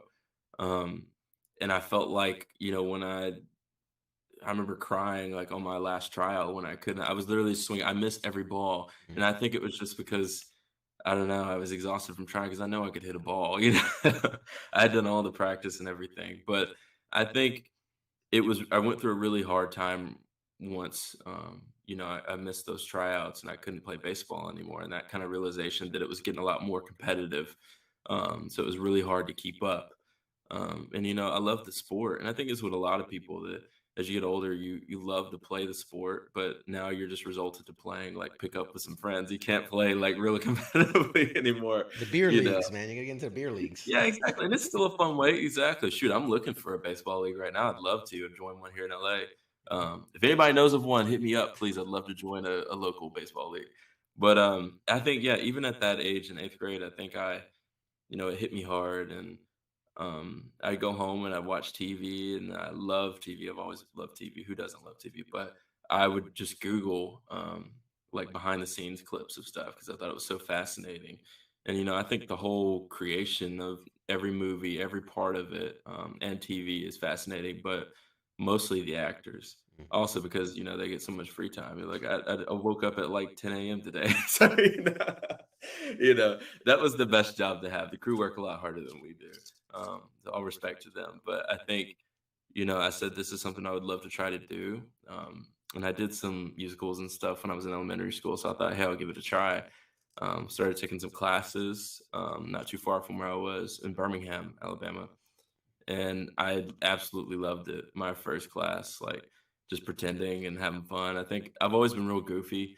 I've always like goofed around with my friends. We pretend to be the soldiers or we pretend to be anybody. And I don't know, it kind of took off, although it really took a long time because I booked this role in 2020, but that was around 2012, 13. Actually, it was 2011. And so it's taken about 10 years to finally book something big. This is my first big role. Until then, I've had some really cool commercial gigs, and I've had probably thousands of auditions, and I have not booked most of those. Part of the process, right? Exactly. So it's a process, and like I said, it goes back to the marathon running thing. It's all a marathon, and it's you got to keep pushing yourself. And baseball didn't work out, but I still love it so much, man. I really do. I'm a big Yankee fan. I know you're from New York, so I'm nervous to hear what fan you are. You about to say Met? No, Yankees, man. It depends where you were born in the city. Tends to be like the lines of what team you root for. So I get Bronx or Queens, or one or the other. Yeah, exactly. But I'm a big fan. I love going to games still, and baseball's still in my heart. So that's awesome. That's awesome. Everything happens for a reason. I'm glad on the path that it put me on. When I stopped playing baseball. Yeah. I mean, you stole the words right out of my mouth. And to give people clarity, so you start doing that at 15. You convince your mom to pack it all up and let's go to New York. right? Greatest city in the world. I hate to, it is what it is. It still is. It still is to me. Yeah, I mean, LA is cool and all, but no, New York City. There's nowhere like it. Nowhere like it. Nowhere. But you know, and you know, you're doing the acting chops. You're learning. You're growing. You're doing all the things, and then at 18, you once again convince your mom, coolest mom in the world, to pack it all up and go out to LA. You know, and I'm curious at that moment. You've obviously we're past, you know, little kid aspirations of baseball. Now this is somebody that is clearly dedicated to the craft, to pick up and move cross country and then cross country again. Yeah. At 18 years old, moving to LA, can you remember in that mindset what was success, right? What in your mind, what would have said, okay, all this was worth it. I got to this point, this thing happened, and I'm a success. You know, I think when I stopped chasing that thing, because I think it's really tough, especially when I came to LA, even more so than New York City. It was like there's so many actors, and everyone, you can say you're an actor, but then when people ask you what you do, you have nothing to show for it. You know what I mean? If they don't know what you've been in, or they don't know anything, they don't know like how hard you have worked to have finally got there. You know, there have been a lot of years before you booked that big thing. And I think, you know, instead of chasing that big booking to prove to anyone, I stopped worrying about proving it to anybody. I didn't have to. You know, like my mom supported me and loved me always. You know, my grandparents did. My two big brothers, they always supported me. And I realized that, you know, this thing could probably take, you know, 10, 15 years. I could be in my 30s before, you know, I'm 23 now, you know, I could be in my 30s before I book my big thing, you know, so I have to love the grind, and I have to love, you know, I enjoyed going to work. I enjoyed working at the grocery store. I love my coworkers, and I had fun. I went to Disneyland. I lived my life in the meantime, you know, but while I was on this grind. So I think I feel like I made it once I got in that headspace where I was really just satisfied in the grind. And I knew that one day, whenever that was, something great would come along. And this show eventually came along years down the line. And that's what makes it all worth it. And I think I kind of had that mind state a little bit when I was in New York City. But while I was out here in LA, I think I learned it a lot more. You know, because I think I still earlier on expected. I was like, oh, you know, every audition would come around. I was like, oh, this is the one. You know, this is the one. And eventually get to a point where like, oh yeah, I'm gonna do all my prep and I'm gonna do this. I got this, and I'm gonna do the audition. Move on. I'm gonna go out to eat after this audition. You know, and you don't think about it as much. And that's a mind state that I'm gonna carry on with me going forward, because you just have to love the grind, and it's not just about the big job that you book. Because you know, as I'm realizing now, I'm still auditioning, man. You know, like the job doesn't, you know, the journey doesn't stop. The dream hasn't, you know, stopped just from booking this big thing. And yeah, you get to the peak of the mountain, and then the clouds cleared. You go, holy shit, it's even higher. Like, hey, all over there. Yeah, exactly. You got to keep going. Like when you're playing Mortal Kombat and you get to the top of the mountain, and then you're like, oh shoot, oh god, I beat Shao Kahn, but there's like a whole 2 more games to play. Yep, exactly. Exactly. Yeah, and you're so. I mean, that's such a good answer. I mean, honestly, we don't judge answers here, but man, good answer, great answer.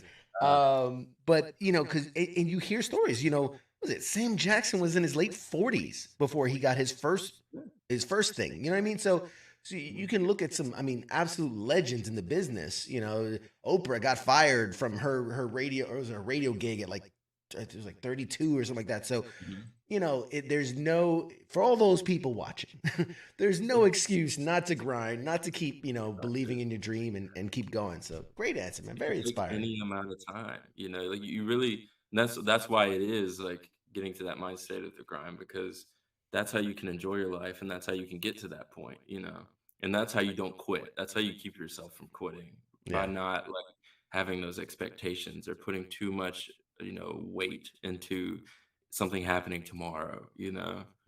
That's beautiful. Dude, I'm gonna shed a tear. It's beautiful. It's not. I'm gonna clip this, and this is gonna be like I'm gonna have a button when I need motivation. I'm gonna hit that button. Oh yeah. And this is what's gonna happen. You know, make it your ringtone. Oh my god, yeah. I once heard an actor say that, you know, the money we make is not for the work we're doing, it's for the work we put into the work. Like, it's for the auditioning, it's for the months you don't have a job, it's all the character like, it's all like the filming part of it is the fun part. That's the play part. And not my words, these are somebody else's words, but like, that's the part you enjoy it, but you're getting paid for all the other stuff, that's not acting. Do you feel the same way? Oh, the same way, and it's probably something I should not say. I'm sure my agent wouldn't be happy to hear this. I'm like, I'd work for free, man. I love it so much. But we do like to get paid. Yeah. But that is so true. I think you really do get paid for, all the work that you do put in behind the scenes. Like I said, before you even, book that job. In a way, that's what I kind of felt like with this job when I made money. It's like, oh my God, when I go to Chick-fil-A, I don't have to stress like that's gonna stop me from being able to pay my rent at the end of the month. Are you kidding me? That's how I feel now. And I think it really is just rewarding you for everything you put in between the time. Because while you're there, I don't care if I'm working 17 hours, I get 2 hours of sleep. I hardly slept through filming, but I think like I would not trade it for the world. I loved it. I didn't want to go to sleep. I know everyone else was tired. The camera crew, everybody else looked like zombies by the end of the day. And I'm up here chugging a Red Bull. I'm like, so, can we shoot some more scenes today and then come back later? It really, that is the fun part. And you get paid for everything else because I'm unemployed right now. So just got to save that money. Yeah, that's what you're getting paid for. I was saying, Exactly. It's that feeling of you can go to Chipotle and not hesitate to get the guac, right? Yeah, throw exactly. it on it, double it up. Matters. Are you kidding me, man? Last season when it was coming out, I did some interviews. Oh, what was the most expensive purchase you had? Like, well, you want me to tell you about a Tesla? No, man, no. The best part of it is that seriously, like going out to eat and not stressing about that, and not stressing about rent quite as much. That's awesome. And being able to help your family out more, like. One big burden of, chasing this dream was being so far from my family all the time. And granted, I was with my mom, but we were just so broke. We did not have money to travel that often. So I go back home maybe once a year usually, and that was around Christmas.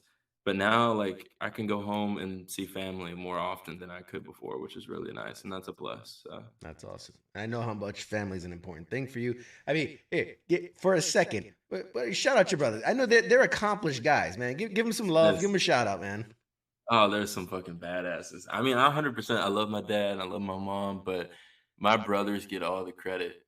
They get all the credit right now. They're 28 years old. They're just a few years older than me, but they are. It's like I had 3 dads, in a big way. And they're, I've always looked up to them. They're the cool big brothers. They, when I was in middle school, they were across the street at the high school. And I walk over and they were the cool kids, So, I have to shout them out because I got my music taste from them. I got my style from them. I pretty much stole everything from my older brothers. And they seriously have been there for me along the way, motivating me. I could call my brother anytime. When I was away filming and I was homesick, I could call my brother anytime when I have a question about, anything that's to do with life. They've always been there to guide me through everything. And they're both just badasses and they're in their own careers doing amazing things right now. I just went to go visit my brother. He had a new apartment. It looks so fucking cool. Like, I'm inspired, man. I was like, okay, I need to hurry up. I need to get back to LA and get me a nice pad. And that's what we do. It's like, it's not a competition, but it's healthy. Like, we really keep each other motivated so much. And I love them to death. Chris and Michael, I love you. Awesome. Yeah, we keep each other motivated. And it's really special. That's great, man. I love that. Love it. It's so good.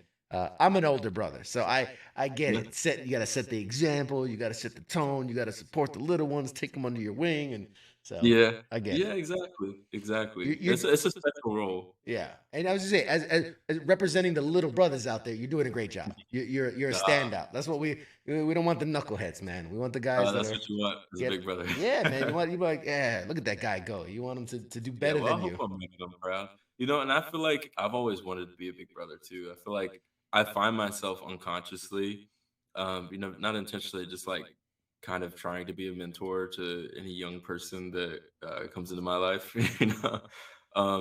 like in a small way. I don't try to mentor him. He doesn't need it. This kid is smart beyond his years. But Adrian, who plays, young Rock, a little bit younger. Little Dewey, yeah. Yeah, little Dewey, yes, yeah. that kid is so talented, but also so smart and so mature for his age. It's just ridiculous.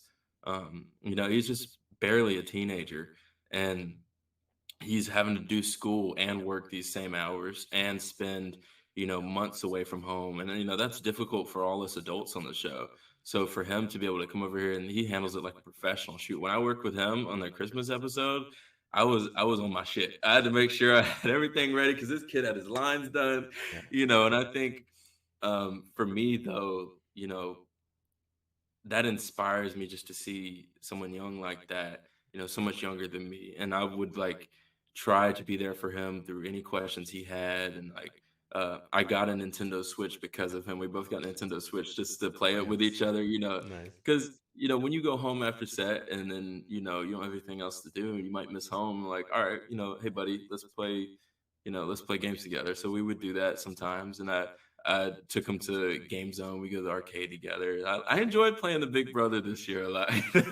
That's awesome. But it is a nice role to have. And I think you probably will agree. The big brother can learn just as much from the little brother. Absolutely. Yeah. Absolutely. Okay, I want to get into the Young Rock stuff because this has been an awesome conversation already, but obviously people want to know all about the show and everything. Let me ask you real quick before, because I'm curious, because I know you didn't do the big things before Young Rock, but you were out there, you were hustling, you were doing commercial spots. I saw a couple of things that you were in. What was?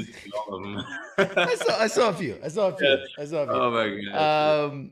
What was your favorite acting memory prior to booking Young Rock? Oh man. Oh, that's hard. That's what we do here. Hard questions. Very hard. Favorite acting memory. God, it put me on the spot. I'm probably gonna say one that won't end up really truly being it. But first thing that comes to mind. Oh man. It's usually the bad ones that come to mind first. This one isn't necessarily a memory on set or anything. But I remember when I got my first check from a job that I did, and I was in New York City, and I bought myself an Xbox.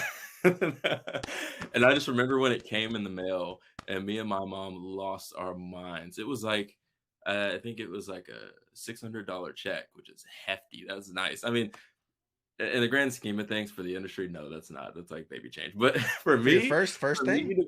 For me to be 15 years, 16 years old, getting that kind of check, and I bought myself an Xbox. I remember the moment I got it, and my mom had it, and we took pictures and took a video. We were so excited, and like to be that excited over a small win like that, compare that to how we reacted when I booked, Young Rock. Sure. It was honestly just as exciting to me when that happened.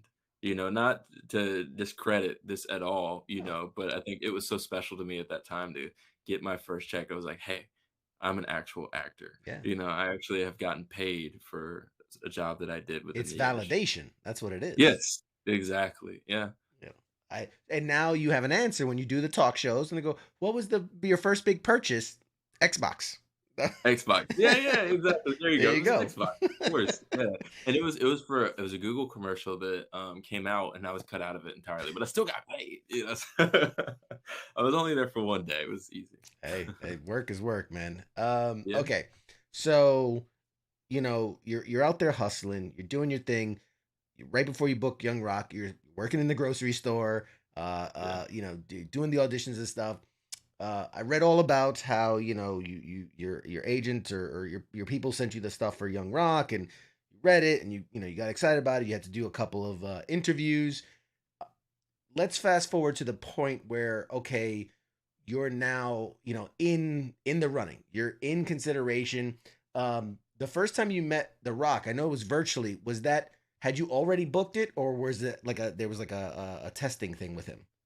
It was after I booked it. Okay, it was after you booked it. Okay, so you book Young Rock, and I'm just curious, like, this is huge. It's huge. Anybody that would get this is like, oh my God, Dwyane The Rock Johnson is probably one of the biggest superstars of our generation at this point. I mean, he's done everything. Now breaking into music too, and tequila and all the other stuff.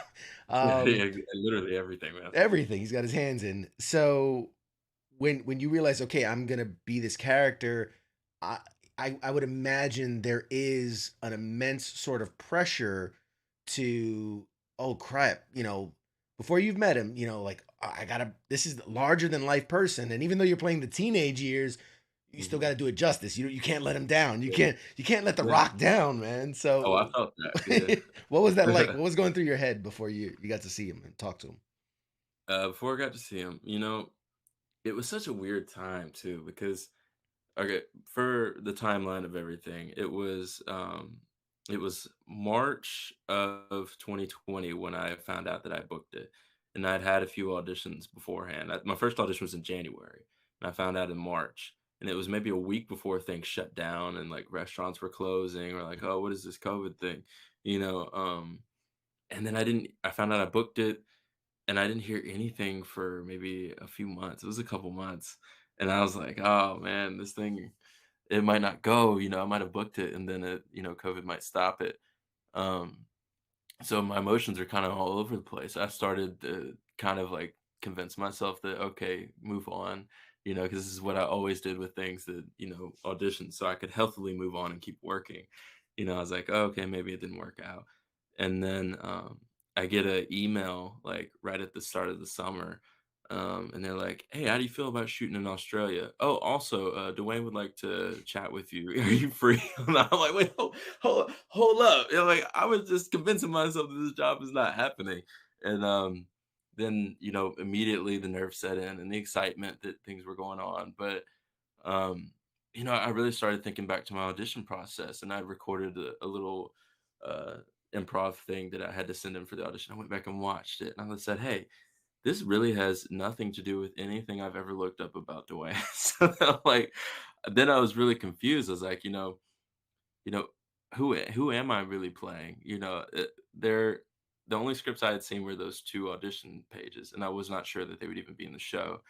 And I started writing down. I wrote down so many questions, and I did not ask all of them. I didn't want to just bombard them with questions the first time meeting them, and you know, I was just really, really confused on what I would be playing because I knew that I was not going to be copying him, playing him as a teenager, with what we really know him as. I started reading his book, and most of the things that I would get from it still were iconic Dwayne moments. Um, and when I met him, I launched him with those questions, and then like maybe after the third question, he was just like, "Oh, okay, moving on from the questions." We just started conversating. I was like, "Oh, this is a lot more chill than I, came into it thinking." And Sure. it was a lot like this in a way, but even more laid back. It was just get to know each other and about each other's lives, and it really wasn't like, "Hey, you're gonna play it this way. You need to do this." There was no like orchestrating of anything. He's just so easy to talk to and down to earth, a chill guy. And I think immediately my nerves were eased and I did not even care about any of the questions I had anymore. And I think I really, in that, one conversation we talked for, it was like an hour and a half the first time I met him. And it was like, when I finished that, I said, "Oh, I know that guy now." It wasn't like, "Oh, that's the Rock I'm talking to," So I immediately got a sense for who he was as a person, and I think that and that he kind of gravitated to a lot of things that I said that I had gone through in my life, which kind of blew my mind. I was like, "Oh, wow, we kind of have things in common. This is strange." And I think that brought it down to earth and it brought it to a level where I realized that I can just play him as a teenager who is going through the things that are on the script. It's like Yeah. I don't have to be Dwayne Johnson as this teenager going through, and the writing is so great. Everyone that is written, all our producers are so like really super good. Like we have Brian Gerwitz who has written for him, has been in WWE for a long time. And like he'll be on set with us and he'll always have um like he'll be texting Dwayne while we're shooting. So if there's anything that comes up, like, oh, something was this way, he'll go talk to the director and they'll change that. You know what I mean? So anything that's particular to being authentic to Dwayne is already taken care of. And for me, like it's just finding that groundwork of kind of making him a very relatable person, which he is, but showing that in the show and not trying to be The Rock. It's really just being a person.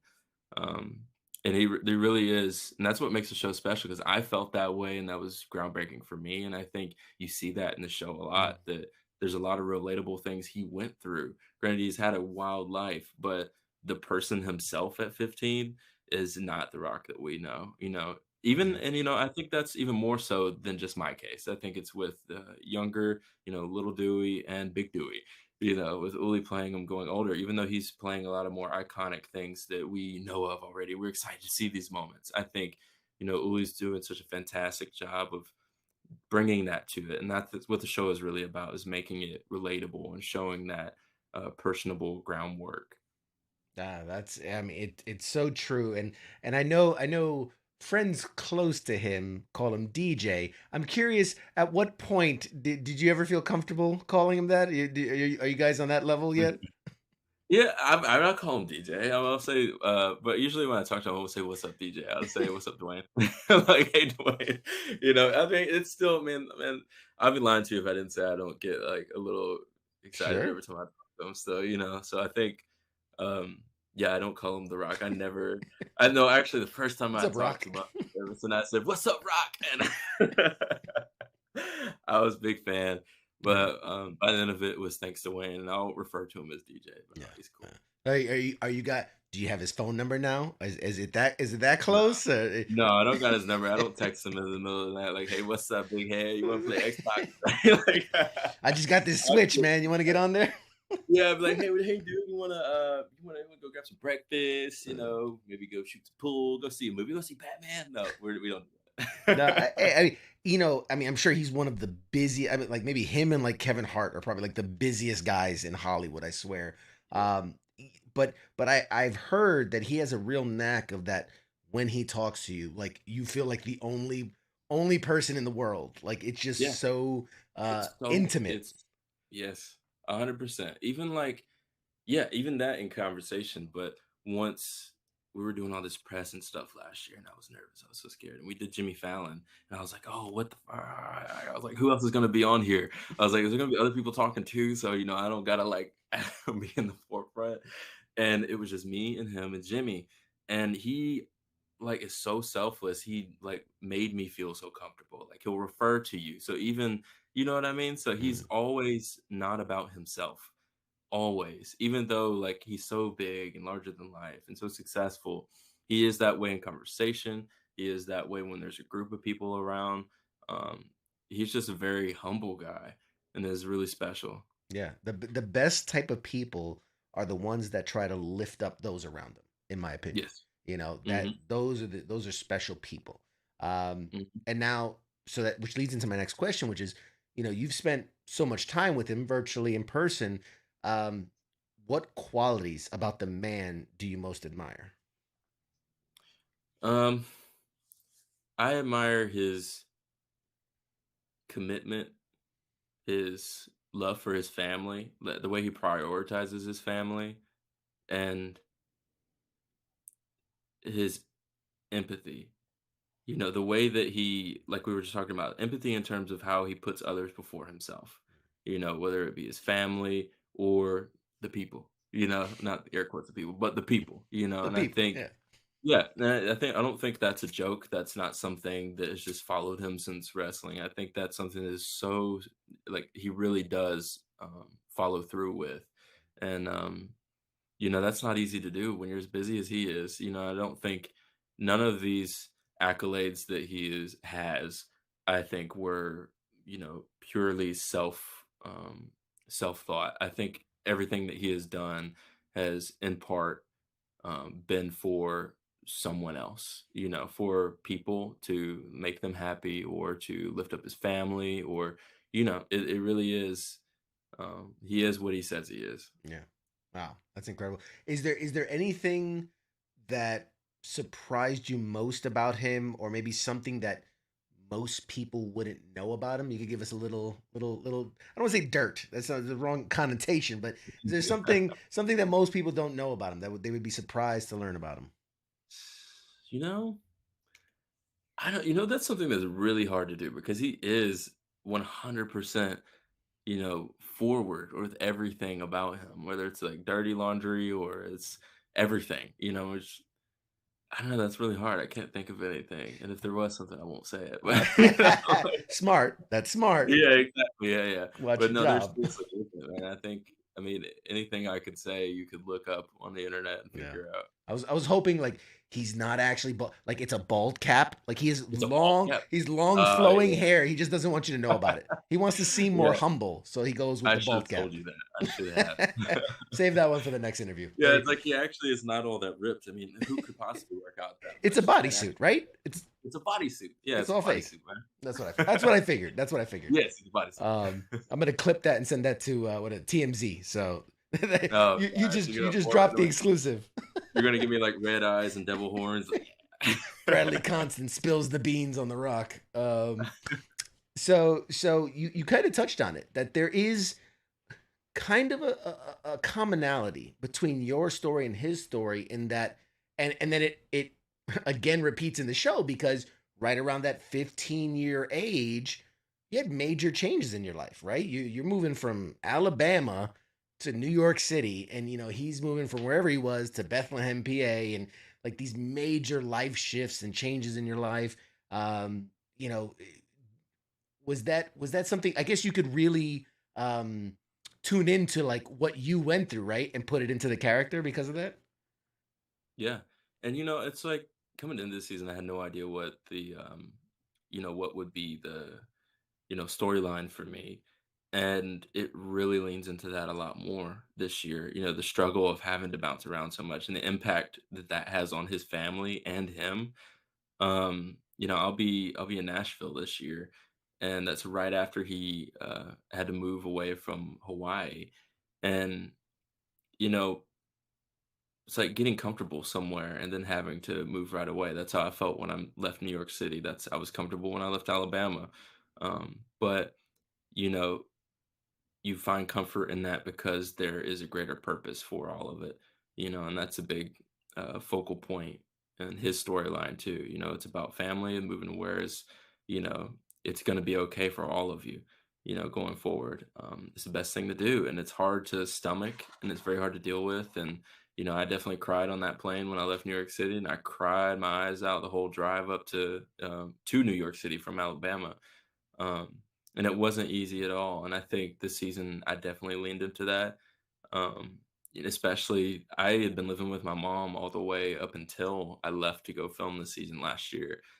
So I had moved out away from her. That was a big moment. We've been on this big journey together. So it was real tough to, uh, we're not saying goodbye forever. She's here, but she's been my buddy. We've lived together and we've been on this path together. And um, I think, for that to be a big focal point of the storyline for me this season, but it also culminating for me in real life, was a big thing to lean into. And I really hope that I did a good job and I portrayed it well enough, Yeah. because it is something that I know a lot of people could understand. Yeah, absolutely. And The Rock went on record and spoke publicly about that in his life, that 15-year-old time, those years were the toughest in his life. Yeah. So you as an actor, I mean, look, I love the show and I love everybody. I think everybody does such a great job with it. But when I look at the roles of young Rock, teenager Rock, and an adult, young adult Rock, such a weird thing to say. But I really believe that you have the meatiest role, right? Because the young guy, the little Dewey, gets to, cheerful, and I'm a kid and play, and there's some hard stuff, but mostly very fun, and the kind of the adult going into the football years is, it's tough, but he's on his own, he's finding his way. And you're kind of in this weird middle role, right? That most teenagers find themselves in, where that they're really in. yeah, you're transitioning out of childhood, kind of transitioning towards adulthood, and but like it's like swinging back and forth of where, like, I'm being treated like a kid, but I want to be an adult, and like Yeah. you really got I honestly believe the meatiest role of the series when you really boil it down. What has that been like for you to play against parents that are also, they're also on, because that's got to be the weirdest part of it, where the parents kind of, they're the thing that ties the whole, the whole show together with all the different storylines, but you get that middle part. What's that been like for you? Really special. Really special. It's almost therapeutic in a way, like, um, my relationship with my mom is so special.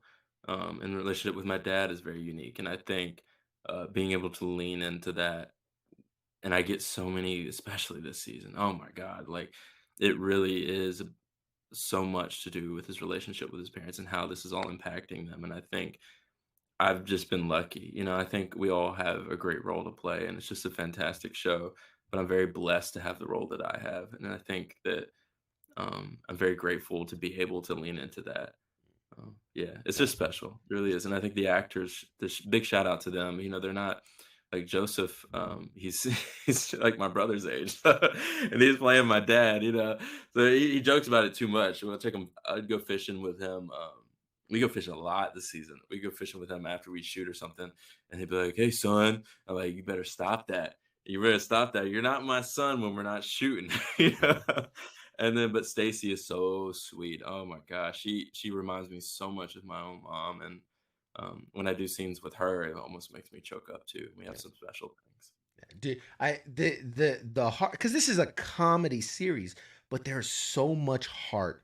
And I don't want to say drama, but there are those moments, the ups and downs, the tensions. Do you guys get like provided a therapist for like the tough scenes? Like, how do you get through that and still keep it all together? It's funny.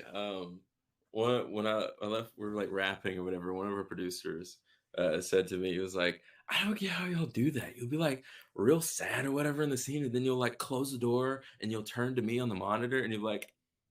You'll just be laughing.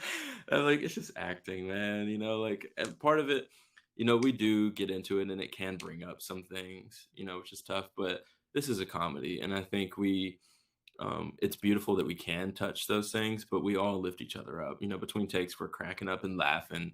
And we are all staying at the same hotel, so we're all having a good time shooting this thing together, and it never really gets too down. No, that's awesome. That's awesome. Okay, so here's the hard hitting question. All right, from your perspective, from being on the inside, how accurate are these stories to Rock's? How much are we turning up the dial on the what's it exaggerating the situation? How accurate are we getting in these stories? This is as accurate as any TV show or movie could possibly give it to you.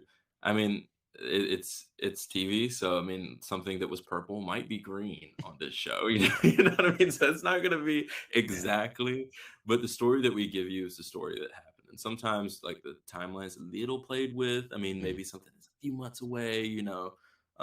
But these things happen to him, and the relationships are very true and real. It's very authentic. Yeah, and I think again, as just a TV watcher, I look at a show, let's say like the Goldbergs, where it is semi-autobiographical, but it's shot in a way that's the timeline is constantly going forward, right? It's it started at this point and we're getting to this point. But the blessing, the greatest thing about your show is that because you can time hop between these generations, you can kind of tell stories out of order in a way to tell a bigger picture story, right? Because sometimes we go through life and you don't like you're going through the thing, but you don't know what the lesson is because life has to happen, and then you can look back and go, "Oh, there's the lesson." That's what I learned. And that's the beauty. That's the beauty of having him in this show in his timeline, because it really is.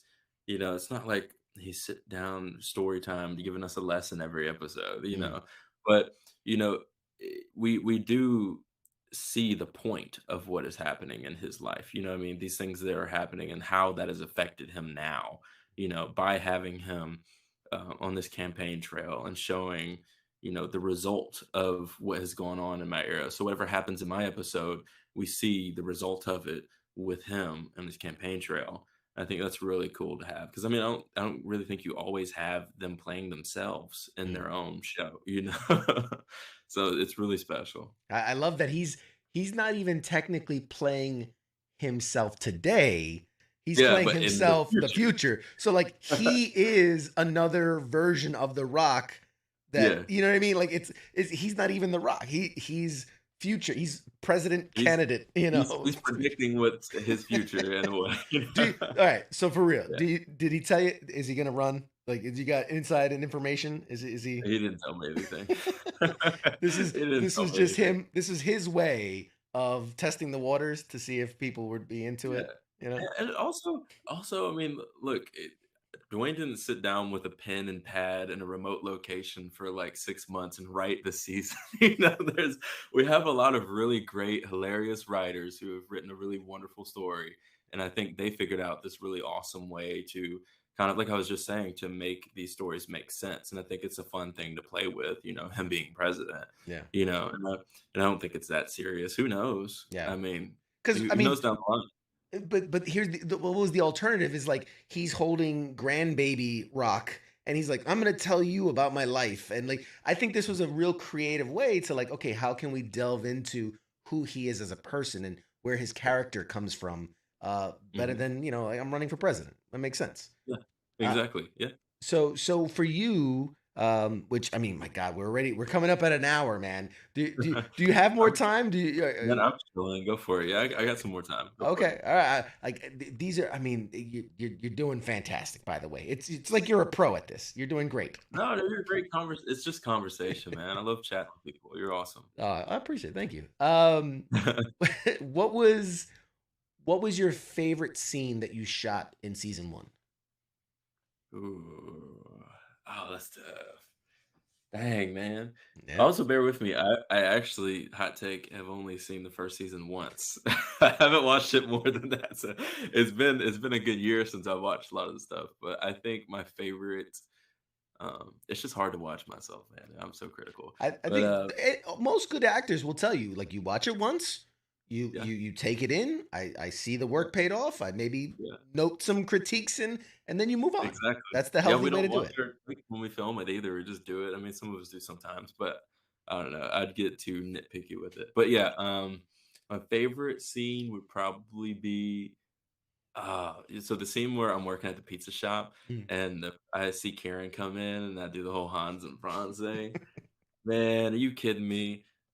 That was really funny because like the whole flirting with a girl and like I never had that kind of confidence when I was so to get to do that and all of those actors that I was working with, Todd is hilarious. They're all super sweet. Lexi, that was just a really fun day of shooting when we did all that pizza shop stuff. So. Yeah, and I'm curious now because for those that haven't seen the show, first, shame on you. First, Exactly. Second, you're playing the 15-year-old version of The Rock. Obviously, you're 22 at the time, 23 now. And that's the whole kind of in joke in that he was much more manly than his peers. He was a grown-ass man at 15 compared to the other high school kids. The other actors, that you're working with, are they all younger? Are they all about your age? I mean, is there a difference or is it kind of level set? We'll see, Taj, I think he was so sorry, Taj, flipping out of my brain. But I think he's 17 now. I think he was 16 when we were filming. Or maybe I was wrong. Maybe he was 7. He was 16 when we were filming. In that range. Then he had a birthday, he turned 17. I'm terrible friend. But yeah, he was a little younger than me. Although he's an old soul and he's really cool. So when we hung out all the time, I would forget that he's that young. I thought he was in his 20s. But Lexi's around my age. But a lot of the extras that they would cast were all so much younger. I'd go up to chat with them between takes, like, "Oh, how are you doing?" Whichever. They're like, "Oh yeah, you're skipping out of school today. Oh, what grade you in?" I was like, "Oh, I'm in 7th grade." I'm like, "Whoa, hold up!" Wait. So they would have like 12-year-olds. Even this season, there was God, he had just turned 11, I think. Wow. 10 or 11, and he was tiny. They would always get tinier people. It makes me look bigger. That's what I said. That's the movie magic of it, right? Because you want to make this guy look like he doesn't belong here. You surround him with small people. Exactly. I mean, I'm 6'2". Right now I'm 6'2" and I weigh 215 pounds. I'm like, I'm not small by any means. So I think it's just to even more exaggerate it, and it's so hilarious. I love it. Yeah. Every time I see it on screen, I lose my mind. And I mean, it's great because the running gag is that, like 21 Jump Street, he's an undercover cop, he's a narc, he's and everybody treats you like that. Which actually jumps to mind, the mustache. Which, I mean, I'm sure you've talked about it to death about the mustache. I'm curious, when you finish shooting, how soon does that come off? Like when you wrapped for the season, same day? Well, typically same day. It's basically once I wrap, it's me continuously asking, "Hey, when can I shave? When can I shave?" But they want me to keep it for a little bit after just to make sure I didn't have anything else left to Right. shoot or, any like retakes or anything like that. And then right away, the first opportunity, that thing's gone. You know, I did not, especially I didn't want to come home to my girlfriend to see my stash. I was like, it's awful. Yeah. So what I'm hearing is you're not a fan. You're not a fan of the stash, and Oh no, it's terrible. It's terrible. It's just awful. you got to ask Dwayne the next time you talk to him, like, dude, why did you do this? Like, what was? Oh, he'll admit. He'll admit it was awful. Yeah, exactly. I guess when you're at that age, I mean, I remember I was a young bloomer myself. I think I had a full beard by the time I was 16. And it's like it's just to stand out from your peers. Like, yeah, I look cooler, man. I'm more badass, you know? Yeah, so you know what I'm saying? And you do a little brush of your clean it up. Do you have when you're growing it in for the season, do you have like a skincare routine? Like, do you have to like brush it and like, line it up or anything? I mean, sometimes it's oh man. Well, but once we shoot it, it's more trimmed and it's like it's more just like a light thing going on. But prior to the first season, I didn't know how big they wanted me to grow it, you know? So I grew that thing and it was awful. It was just like over my lips and it was just like this full on like dark stash. But I had fun with it because I'd just be sitting like at home on the couch watching TV and I'd have my brush and I'd just be brushing it. Like you twirl it at the ends, you get it. Twirling it. It's relaxing, man. It's good, yeah. But I haven't had it that long since 2020. I think that was the ugliest thing I've ever had on my face. So. Oh man, the military me has jokes about that, about the ugliest thing on your face. But you know what? We're gonna move right past that. We're gonna move. We're good at roasting each other, so that's just what we do. So can you give us an idea? What's a typical day shooting for you? Like, wake up. What's the routine for you when you're shooting? Okay. Well, a typical day on a busy week would be, okay, say we're on a Monday. I'll usually wake up. I usually don't work out on like a Sunday, and then I will wake up around call time. Sometimes can be from like 4 or something in the morning to 5, so 6. So we'll say most of them are around like 5:30. So let's say I had a 5:30 a.m. pickup from the hotel. I'll wake up. My routine now. My buddy. Oh, damn, I can't say his name. Damn. He's in this season, but almost got you. Almost. Yeah. He's my gym buddy, and he plays one of the new wrestlers on the show. Big character, really great guy too. But we would go to the gym every morning at 3 a.m. He would text me. We wake up, go to the gym at 3 a.m. For 2 hours, come back around 5. If our call time was earlier, we just wake up earlier, like 1:30 or 2, and then shower, and then usually I would call my mom for maybe like 10 minutes or so. Then tell her I gotta go, study lines for a few minutes, and then head on the bus. So say I left at 5:30 a.m. We're traveling to the studios. Let's say it was on location that day, not at the studios.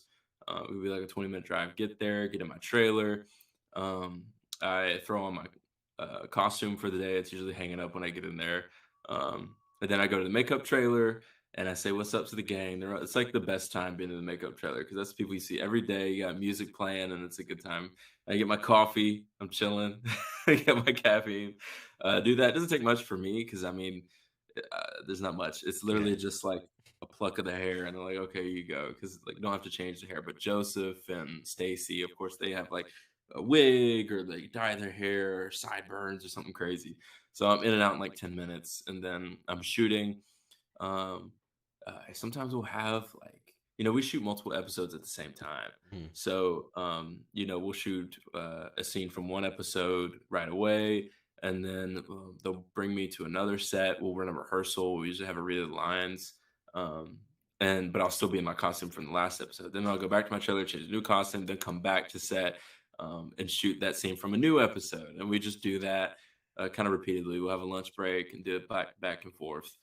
There's usually shenanigans and hijinks that happen in between on set. Got to keep the spirits light. Spirits light. Yeah, to keep the spirits light, exactly.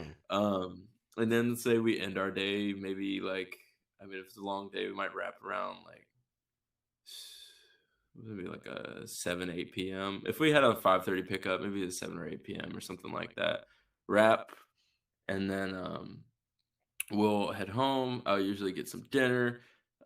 Then I'll go straight to the gym, or usually for a run. Usually that night it's for a run. I'll always hit the gym in the morning. So I'll go for a run afterwards, come back, study lines, go to sleep as early as I can, um, and then do it all over again.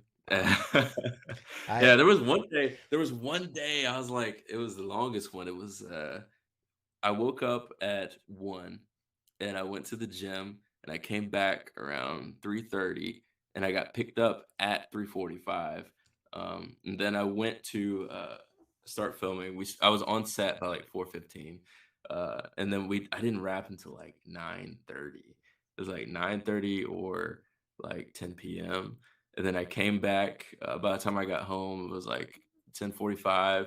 And then I showered, went to bed around 11:30, and then woke up again at 3, and then we did a whole nother long day. It's nice, but it's love. I love it, man. It's like that grind of shooting is so fun. Because I mean, crazy.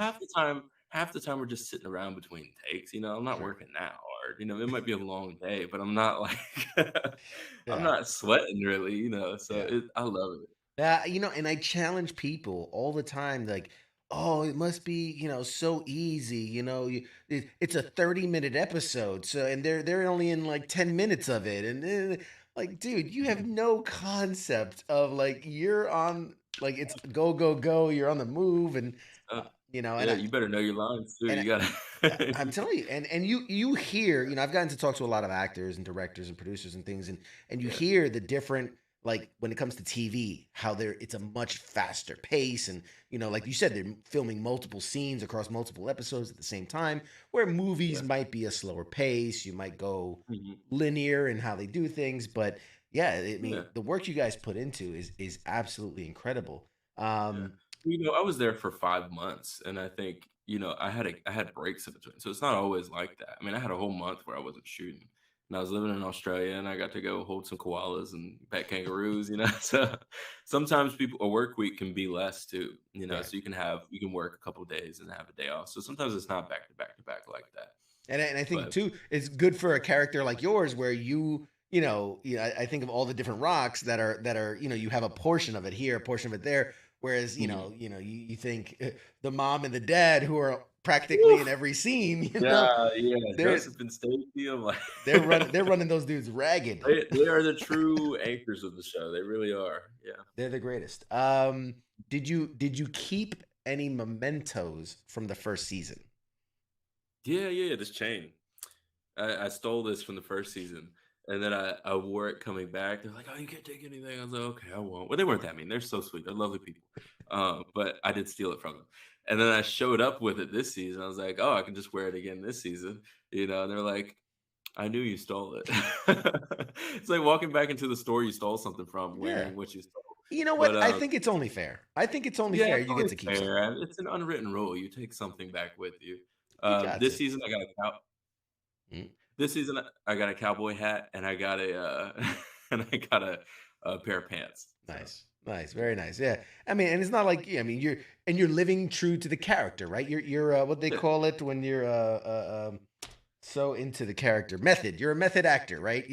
Rock at exactly. that time, he was stealing Yeah, things. So you're just living the character. You're living through him. exactly. I'm just being what I'm supposed to be. Okay, a couple more questions, I promise, and we're done. Will we, because obviously The Rock, legend in wrestling, right? That's Mhm. where it all came from. Um, any interest you ever gonna, like, you see sometimes there's a movie tie-in, the guy shows up on an episode of SmackDown or Raw. Are we ever gonna see you on some WWE wrestling? It's something that we've all brought up and talked about wanting to do. Just about everybody on the show. We'd love to do something like that. It would be so cool. So who knows? Yeah. We'll see, man. I would love to do that. I really would. I can imagine the reaction, right? The Rock's music plays, and then down comes Little Dewey, and then it plays again, and then you come down, and then it plays again, and Uli comes down, and then it plays, like, you have all you guys in the ring doing your best Rock promos, I think would be a huge hit. Just saying. I mean, it would be nuts. It would be pretty cool. Imagine he comes in afterwards. Oh, we're all wearing like the same outfit. You got to be wearing the same outfit. Everything. Oh man. Which I will say, The Rock has worn some. I mean, his revealing outfits. He wears What it is. You know what? That's one thing that I'm glad that I haven't had to do yet. I mean, honestly, it would be worth it to get to wrestle and do something cool, you know. Yeah. But like watching all the other wrestlers on the show, when I see what they've got in their trailer, and I'm like, you got to put that on, buddy. Yeah. These tidy whities. Yeah. You know, the Spanx and the little, yeah, you better be hitting the gym. Don't skip leg day. Yeah, man. You gotta have a whole lot of charisma and confidence to wear some of the things these guys are wearing, man. Because exactly. Yeah. All right. Let me ask you this: in your opinion, knowing season 1, knowing season 2, and I'm not going to ask for spoilers, obviously, because I'm very excited. I want to see it myself. Do you see room for this story to grow? Can we get a season 3? Can we get a season 4? How far do you think they can realistically stretch this story? How far would you like to see it go?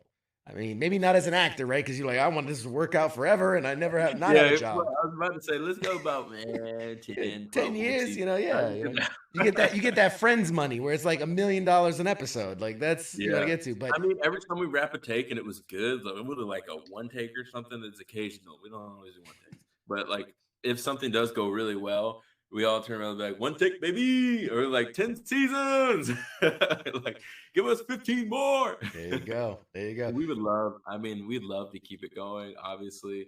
And I think Dwayne would love to keep it going. I think, all of us would love to. But I think, there really is so much that could be told that is not. I mean, when you think about it, like last season, what was happening in my era was a short span of time. Even what's happening this season for me, short span of time. You can go back and play these different stories, so long as, Adrian doesn't grow like 2 more minutes, like I show up next season puberty, and he put me in a chokehold. Puberty hits. Either way, I think that there's so much for them to tell, and it would be fun just to see what they do. And going into this season, I had no idea, what could possibly happen.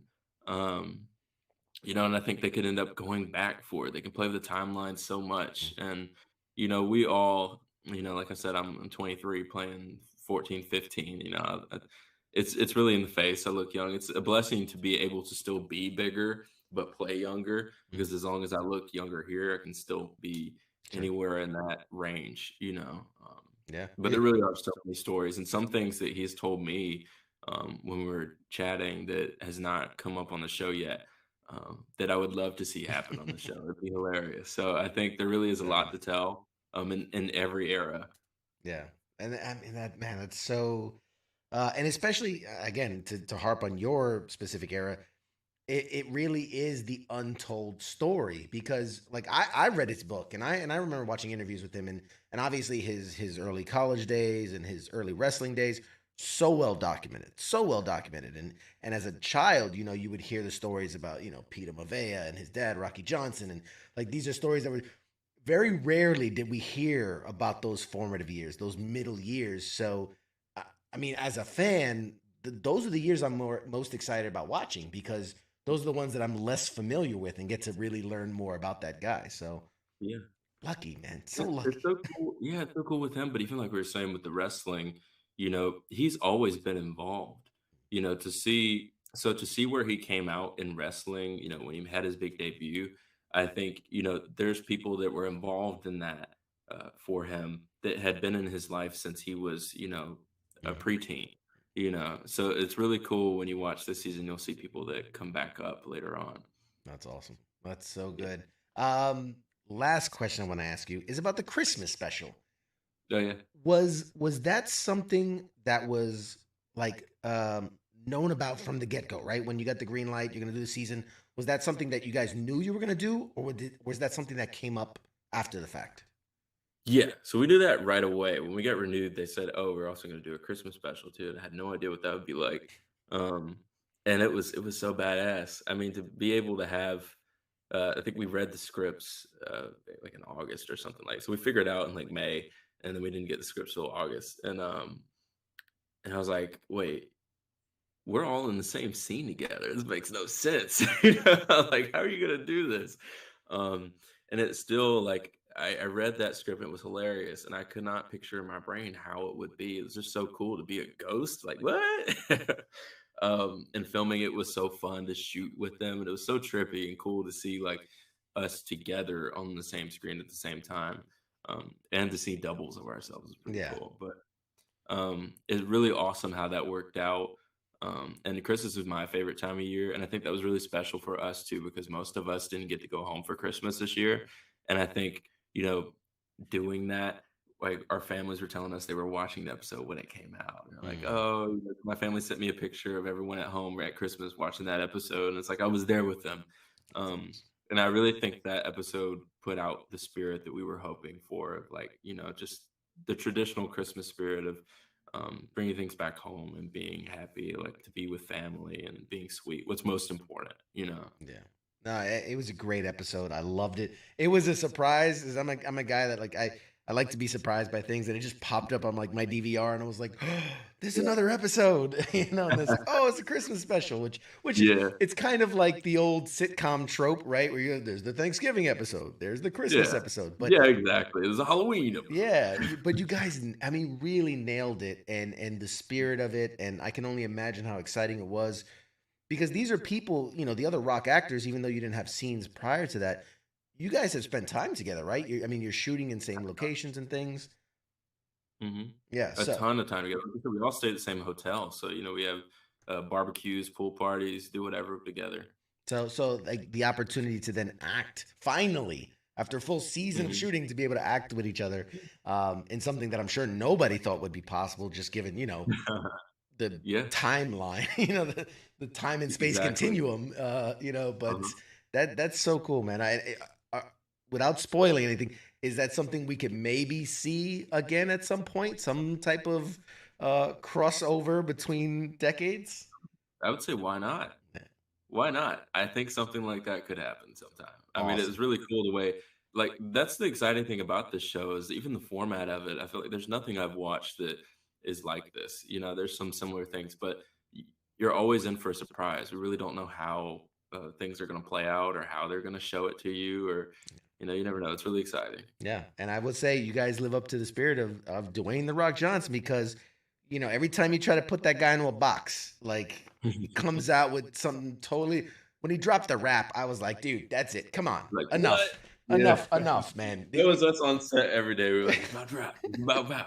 It's like, dude, can you Yeah, leave something for anyone else? There's no room left for the rest of us because he's taking up all of it. exactly, man. He's conquering it all. It's nuts.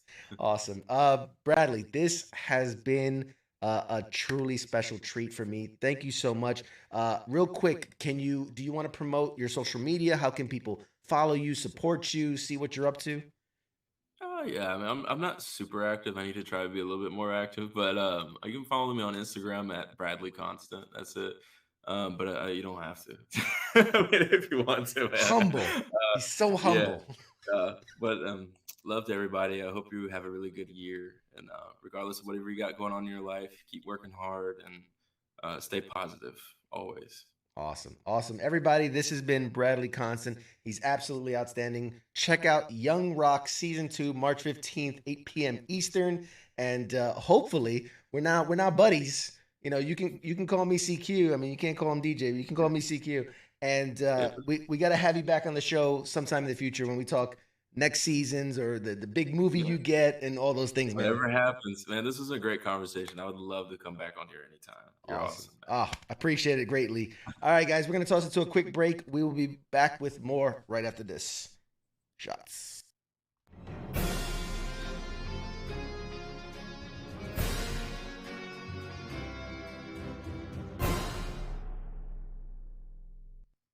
All right, guys, welcome back. Welcome back. The magic of editing, the magic of making it work. CQ and that was Bradley Constant, and man, what an incredible guy. I loved our conversation, and I loved getting to sit here with you guys and watch it again, because I just did this last night, but I really enjoyed that conversation. So getting to sit back and watch it again was truly a special thing. And hopefully you guys enjoyed it as well. I know Scott said in the comments that this doesn't even feel like it's pre-recorded, which I did my job. You know, if it came off feeling that way, then I did my job. I appreciate it. Damn, he was so good. Obviously, Radar's out for the night, so I'm gonna wrap things up here. But I just wanted to say that, man, I really, really thoroughly enjoyed my conversation with Bradley. I think he's an incredible talent. If you haven't seen Young Rock, I highly recommend tune in, watch it.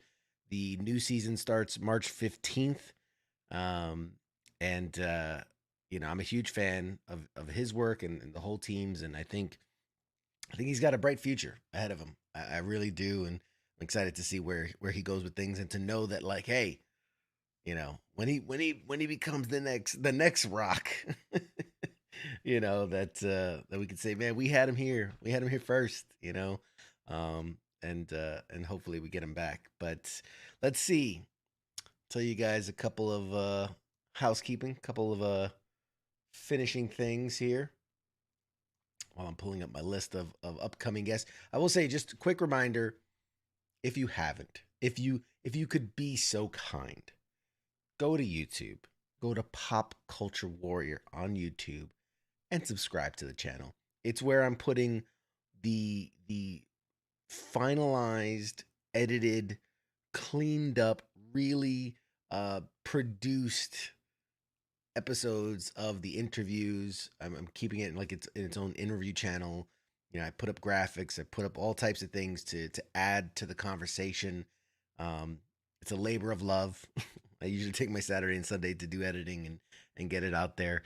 So if you could be so kind as to subscribe to the channel, I'd be greatly appreciative. We're almost at 1,000. We're almost at 1,000 subscribers, which is crazy. Crazy. They always say the first 1,000 the hardest. Then it flows from there. What else do we got coming up? Big shout out to the station, WTF Nation Radio, yesterday celebrated its birthday. So happy birthday, WTF Nation Radio. You don't look a day over whatever. Thanks, Scott. I see your comment, man. I appreciate you, bud. So that was, again, Bradley Constant, who's incredible guy. Coming up this week, March 10th, which is Thursday, on Sergeant's Time, they got the command team from USREC, USREC, joining them in a conversation. I think that's gonna be a really, really cool conversation. If you want to know the ins and outs of military and what's going on, and especially in this day and age, what's happening out there, you want to tune in Thursday night, 8 p.m., 9 p.m. for the my God, I can't talk. It's been a long night. 9 p.m. for the interview. Next Tuesday, really, really excited to talk about our guest for next Tuesday, March 15th. We got Jeff Struecker joining us. He's an incredible guy. If the name doesn't ring a bell, he is a decorated U.S. Army, originally an infantryman, retired as a chaplain, 22 years of service, inducted into the U.S. Army Ranger Hall of Fame, and is now an award-winning author with 5 books in print. He, if you watch Black Hawk Down, he is one of the people that are portrayed in that movie. He was there, boots on ground. So lots we're going to get to talk about. I know Ice was a little bit salty that I got that one, but it's all right. I love you guys. we went back and forth. But it was so cool, man. Jeff has had me on his podcast. Jeff has a podcast called Unbeatable, and he had me come out, and I'm very proud to say he's talked to a lot of amazing people. I was the first person that he invited back for a second sit down. So I am the only person to have 2 episodes been on Unbeatable, which is a great podcast and really, really fun time. So go search those episodes. Those are great. A couple more. We'll see. Close out March 22nd. Oh man, that's gonna be wild. That's gonna be a wild episode. So Tuesday, March 22nd, we got Breck Bassinger joining us. She is an American actress. She's done a bunch of things. She was on Nickelodeon. She's been on the Goldbergs, a bunch of shows. Currently starring on the CW as Stargirl in the hit show Stargirl. So if you know, star, blonde hair, big stick, blue outfit, that's her. That's Breck. So she's going to be joining us Tuesday, March 22nd. I think that's going to be a fun interview. I really do. I mean, all of our interviews are fun. I don't know. What am I talking about? All of our interviews are fun. Let's see what else in March. We got a busy month, man. March is crazy. April is crazy. We're even dipping into May now at this point. There's so much good stuff coming, guys. I'm so excited for the next couple of weeks. I'm not going to get a wink of sleep bringing you guys this stuff, but damn it if it's not fun. March 24th is a Thursday. So on Sergeant's Time, we got One Punch Dad coming on. If you don't know who that is, you got to check out his TikToks. You got to check out his I think he has a Facebook page as well. And he's got some really, really funny content out there. Just check it out. I can't even pretend to do the things he does. It's really good. You'll enjoy it. And then the last interview we got scheduled for March 29th is again a Tuesday. It's Pop Culture War. It's your boy CQ. We have really good actor coming on. A guy named Rich Ting. He's been in so many things. I'm not even gonna run it through you, but an incredible dude. He was an athlete. He played collegiate football at Yale, earned a BA, ended up getting a dual JD MBA degree. You know, decided he wanted to switch careers at the last minute. You know, go into the entertainment industry, became an actor, and has been in a ridiculous ton of stuff. And we're gonna have a lot of fun talking with him. And then I'm not even gonna go further than March, but I will tell you, we are Pop Culture Warrior is booked solid through the month of April, and the guests just keep getting better and better. So very excited to be on this journey with you guys. Once again, if you weren't here for the very beginning of the show, I got in the mail my 2021 Podcast Award nominee, Best in Entertainment Pop Culture Warrior. Right, that's to match my 2020. So a two-time nominee. All right. That's huge. And that's you guys voting us in because, you know, thousands of podcasts are represented and only 10 are nominated. And a large majority of that nomination comes from the audience members. They vote and they determine who wins. So, it's really all thanks to you guys. So thank you from the bottom of my heart. I really appreciate you guys voting for us. And got my trophy today, so I'm very happy.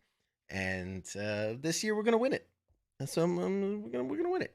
We're gonna win it this year, 2022. That's our year to win the big thing. But all right, with that, guys, you've been awesome as always. Keeping on. That's so cliche, but you know what? God bless you. I love you. Thank you guys for tuning in for another episode of Pop Culture Warrior. We got tons more for you next week and all the weeks after, and some more surprises. We got some things we're working on. I'm excited. We're gonna. Can I say anything? Stay tuned for the end of March. There's maybe in a week or two. I can start making some certain announcements. And yes, Jim, I look moist. It's because it's really warm. It was unseasonably warm today, and I didn't have my AC on, so I'm getting a little bit sweaty in here. Thank you for pointing that out. But yeah, so we got tons of really cool stuff, man. I can't wait. I'm biting my tongue because I can't wait to talk to you guys about it and to share it with you. Follow us on social media because I'm going to be posting a lot of content on the Pop Culture Warrior Facebook page, Twitter, YouTube, Instagram, all of it. Love you guys. Thanks for tuning in, and we'll see you next week. Shots.